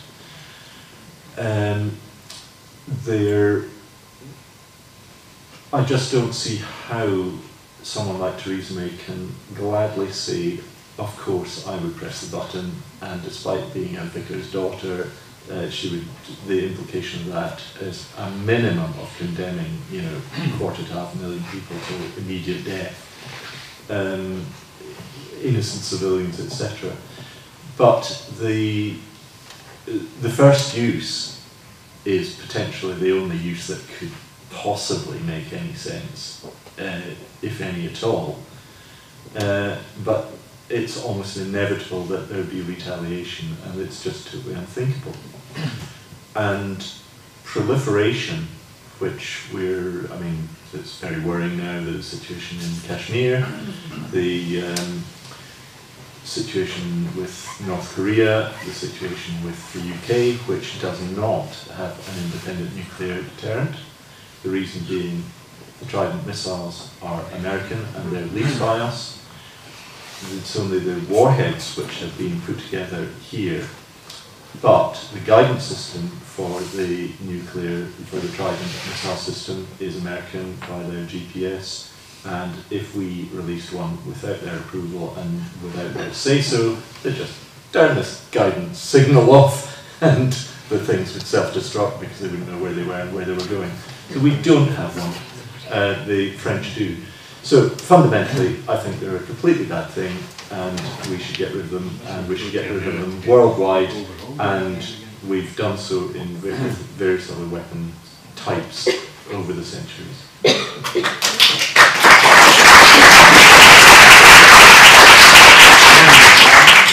Well, I agree with Colin. I actually, unfortunately, got involved in planning nuclear war at one time. And it was difficult to think that any rational human being would ever do it, would ever deliberately use them, because it was suicidal. You know, any British Prime Minister who used nuclear weapons first, which was NATO strategy, would immediately find 90% of the UK would be wiped out. The danger was always that something would happen by accident, or that you had a crisis that would run out of control. I mean, Cuba was one obvious example. The one I know about directly was Able Archer in 1983. The NATO always carried out autumn exercises in which they played soldiers in central Germany, and the Americans flew in plane loads of reinforcements, and we did some reinforcing as well. That was that. Then in the spring, we usually had a paper exercise of the nuclear release procedures, which I won't go into, which are quite complicated, obviously. What went wrong in 1983 was it was decided to run the nuclear exercise straight after the actual exercise in Central Europe. This is at a time, of course, Reagan, evil empire, the bombing starts now. We knew the Soviets were getting very jittery. This was just after the Korean airliner had been shot down, which was actually on a spying mission. And we'd also opened a new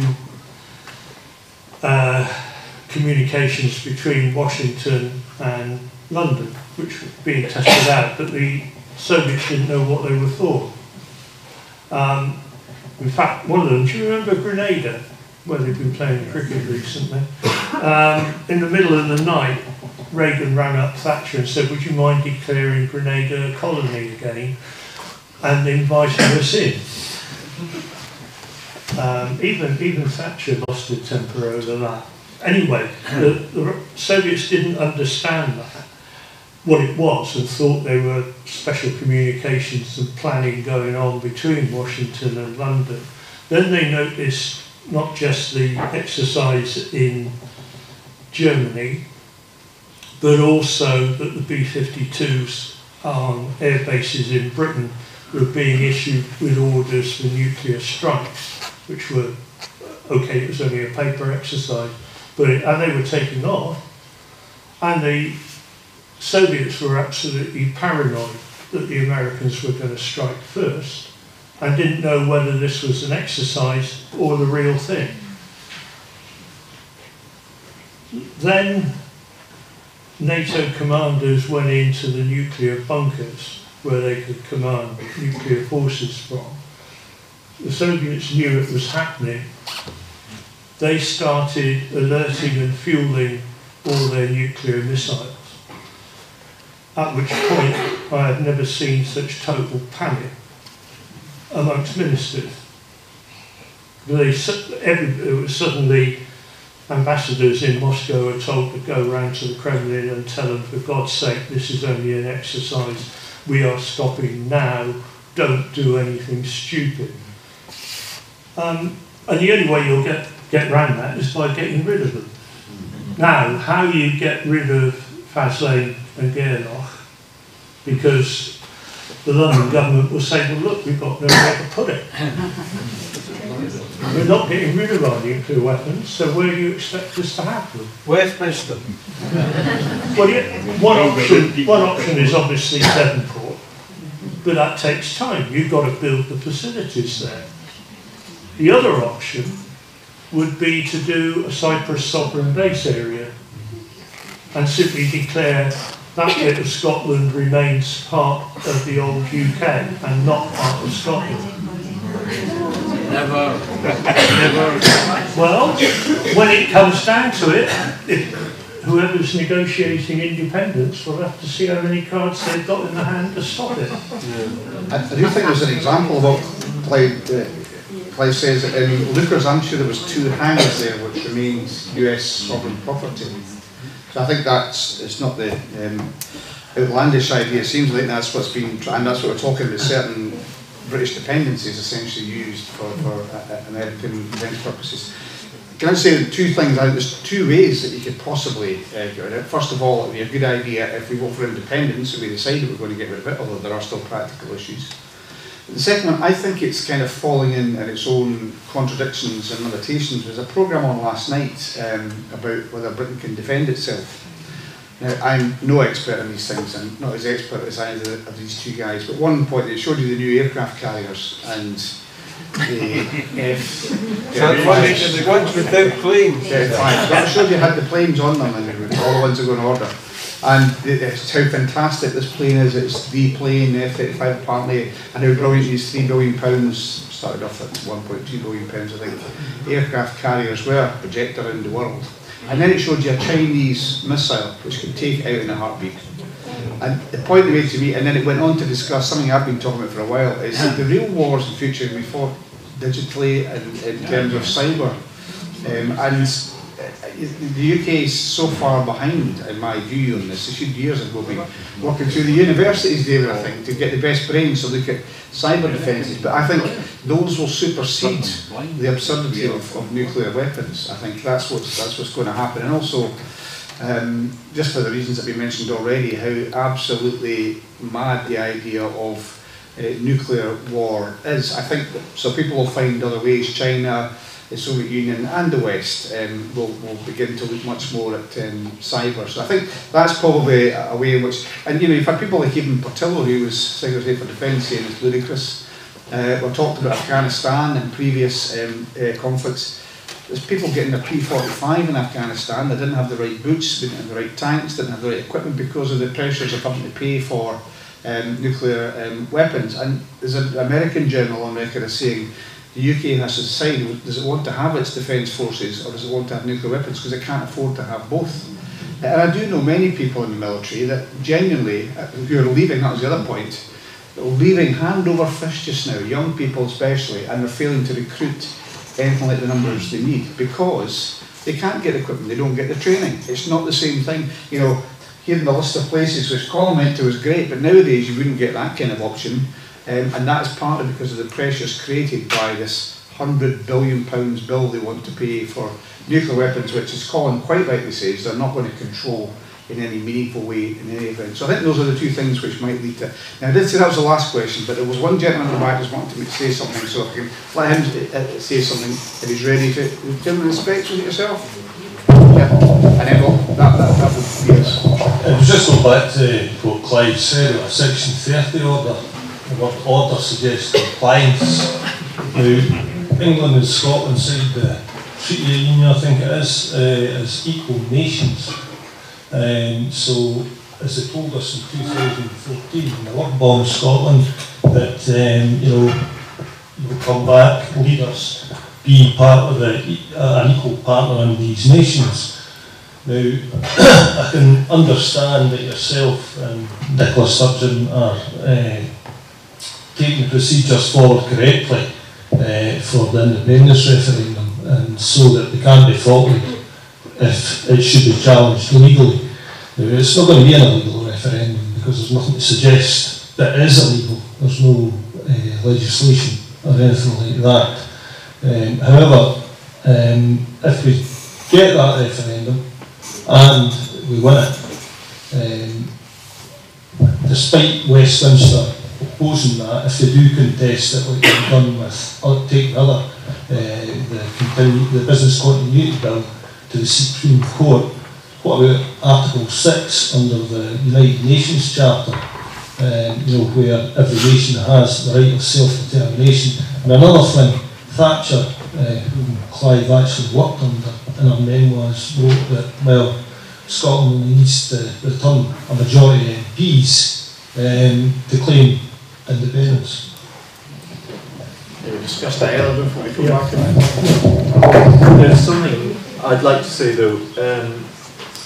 The point about independence is the international recognition of your sovereignty and your independence, and that has changed as well. I'm half French. I've got lots of relations in France, and I go to France regularly. And my younger sister has lived in Germany for 40 years. She's actually taken German citizenship now last year. There's a huge difference in the way Scotland's aspiration is viewed now. In 2014, my sister was reporting, and I was getting the same from our French relations who I'd visited in the summer of 2014, which was, why? They just didn't get it. They saw the UK as a stable, principled nation, fellow EU member, and one that actually represented, in some ways, a lot of the things that, for instance, the Labour Party doesn't like about the EU and its regulatory regime, were actually put in place by very strong, conservative-led governments of the UK, ensuring that the UK's voice was clearly heard when all these regulations were formulated. So they just didn't get it. They get it now, big time. Because all the denigration of Johnny Foreigner and the extreme right-wing press that we enjoy in the UK, it doesn't happen in a vacuum. They're listening to people like Boris Johnson and his comments. They're hearing all the extreme right-wingers and their virulent denigration of the countries we're still in union with. And my French relations now absolutely get why we don't want to be associated with them anymore. And they're actually saying, what are you waiting for? Get on with it, because we're ready to welcome you with open arms. And I take my hat off to this First Minister of Scotland. She has been playing an absolute blinder, in my opinion, by putting out these effectively the trade. Keith will tell me exactly what they're termed, but in Berlin, in Paris, in London as well, which made Alex Cole-Hamilton look a right idiot. I think it was him, and so on. But also making Scotland high profile right across all the serious opinion forming places in the world, preparing the ground for what is ultimately going to be the recognition of our independence when we ask for it. And I think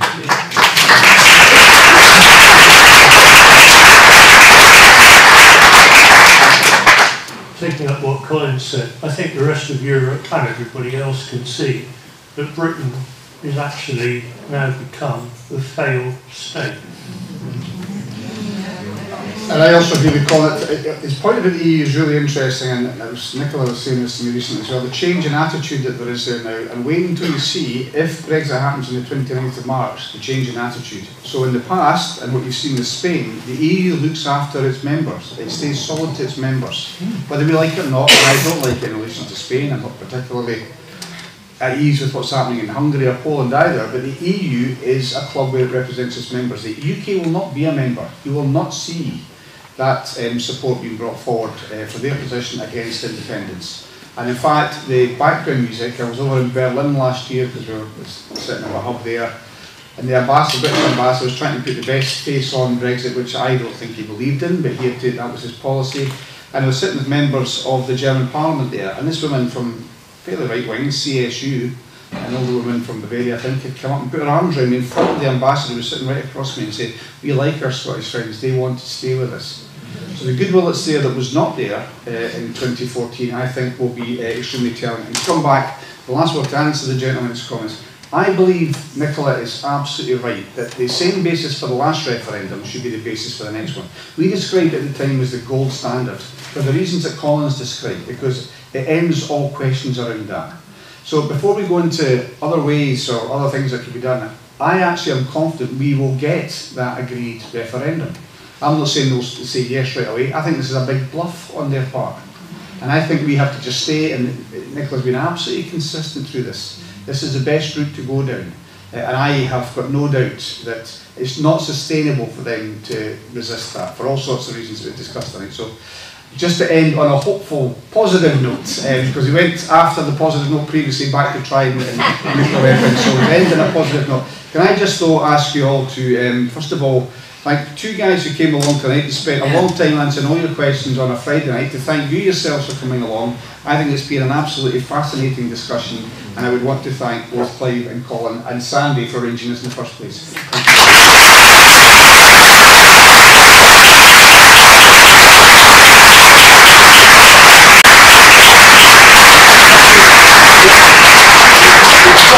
Slightly here, but I think it's worthwhile hearing from Graham here, because he has more intimate knowledge of all the people who helped. I think some of his script was written by Irene, but I'm not too sure about that, but we'll hear from him. This is Councillor Graham Lindsay.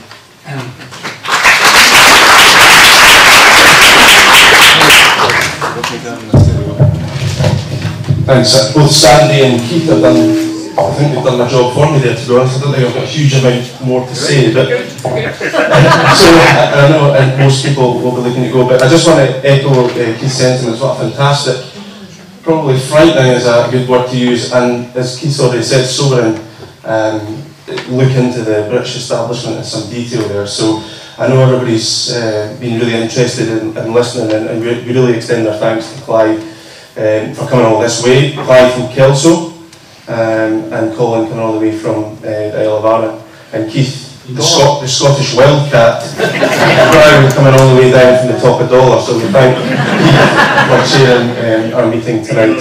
I have a few thanks, as Sandy said, to Ian and Margaret and Norman for keeping Sandy in order. For Norman for the many tasks. Norman, you always see Norman all over the place doing every task under the sun. There's been Norman, you can never miss him. So thanks to Norman. Yeah, round of applause. To Irene for all her support and putting up with the temper tantrums. Hazel Brown, John for organising the meals for our guests, and to Hazel and Lorna for providing accommodation for our guests. So many thanks to you for your support.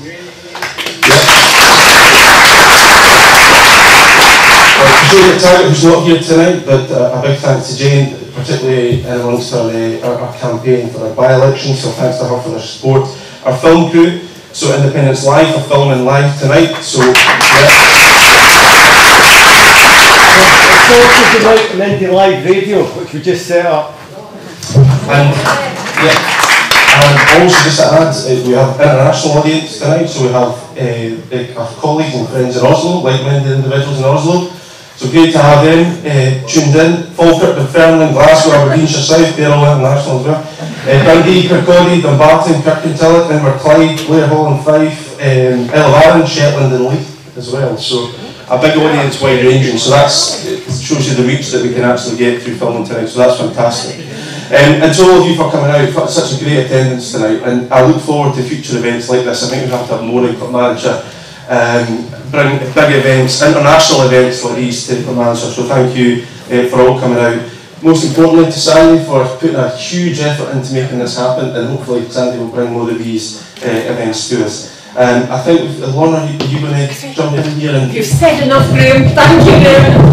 Ladies and gentlemen, an event like this doesn't come free. Well, it does come free. We've all come free, and we've really enjoyed, that might not be the right word, it's been a fascinating evening. A bit scary. I don't know if I'll sleep very well tonight.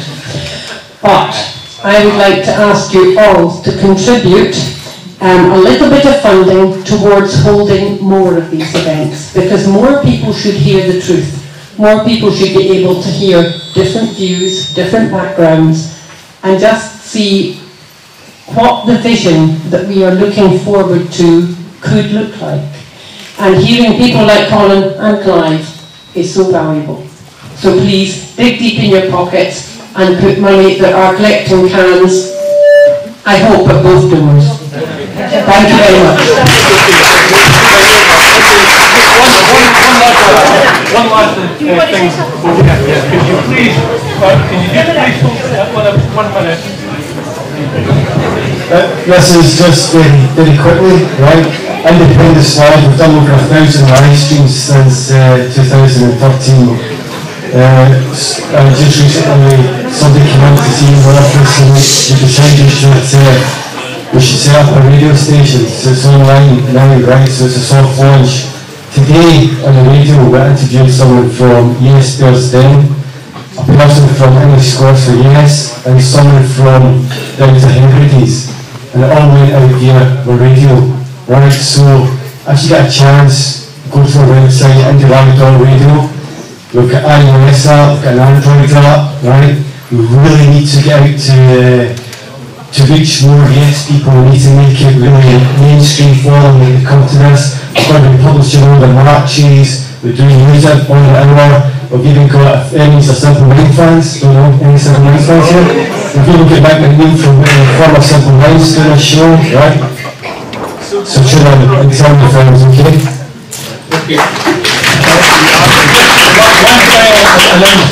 Be very careful when you're going through the doorways there, because there are quite a number of elderly and disabled people here.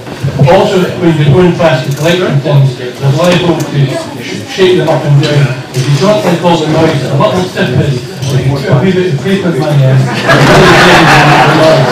and please be careful, because I don't want somebody standing on their toes, because it'll spoil my popularity of getting on strictly.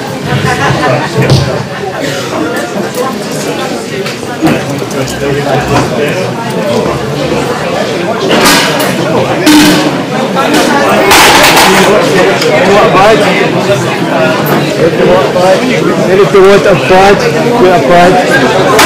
There's different ones in there. There's a radio one, there's a radio one. Take two, why not? Badges, there's take your pick.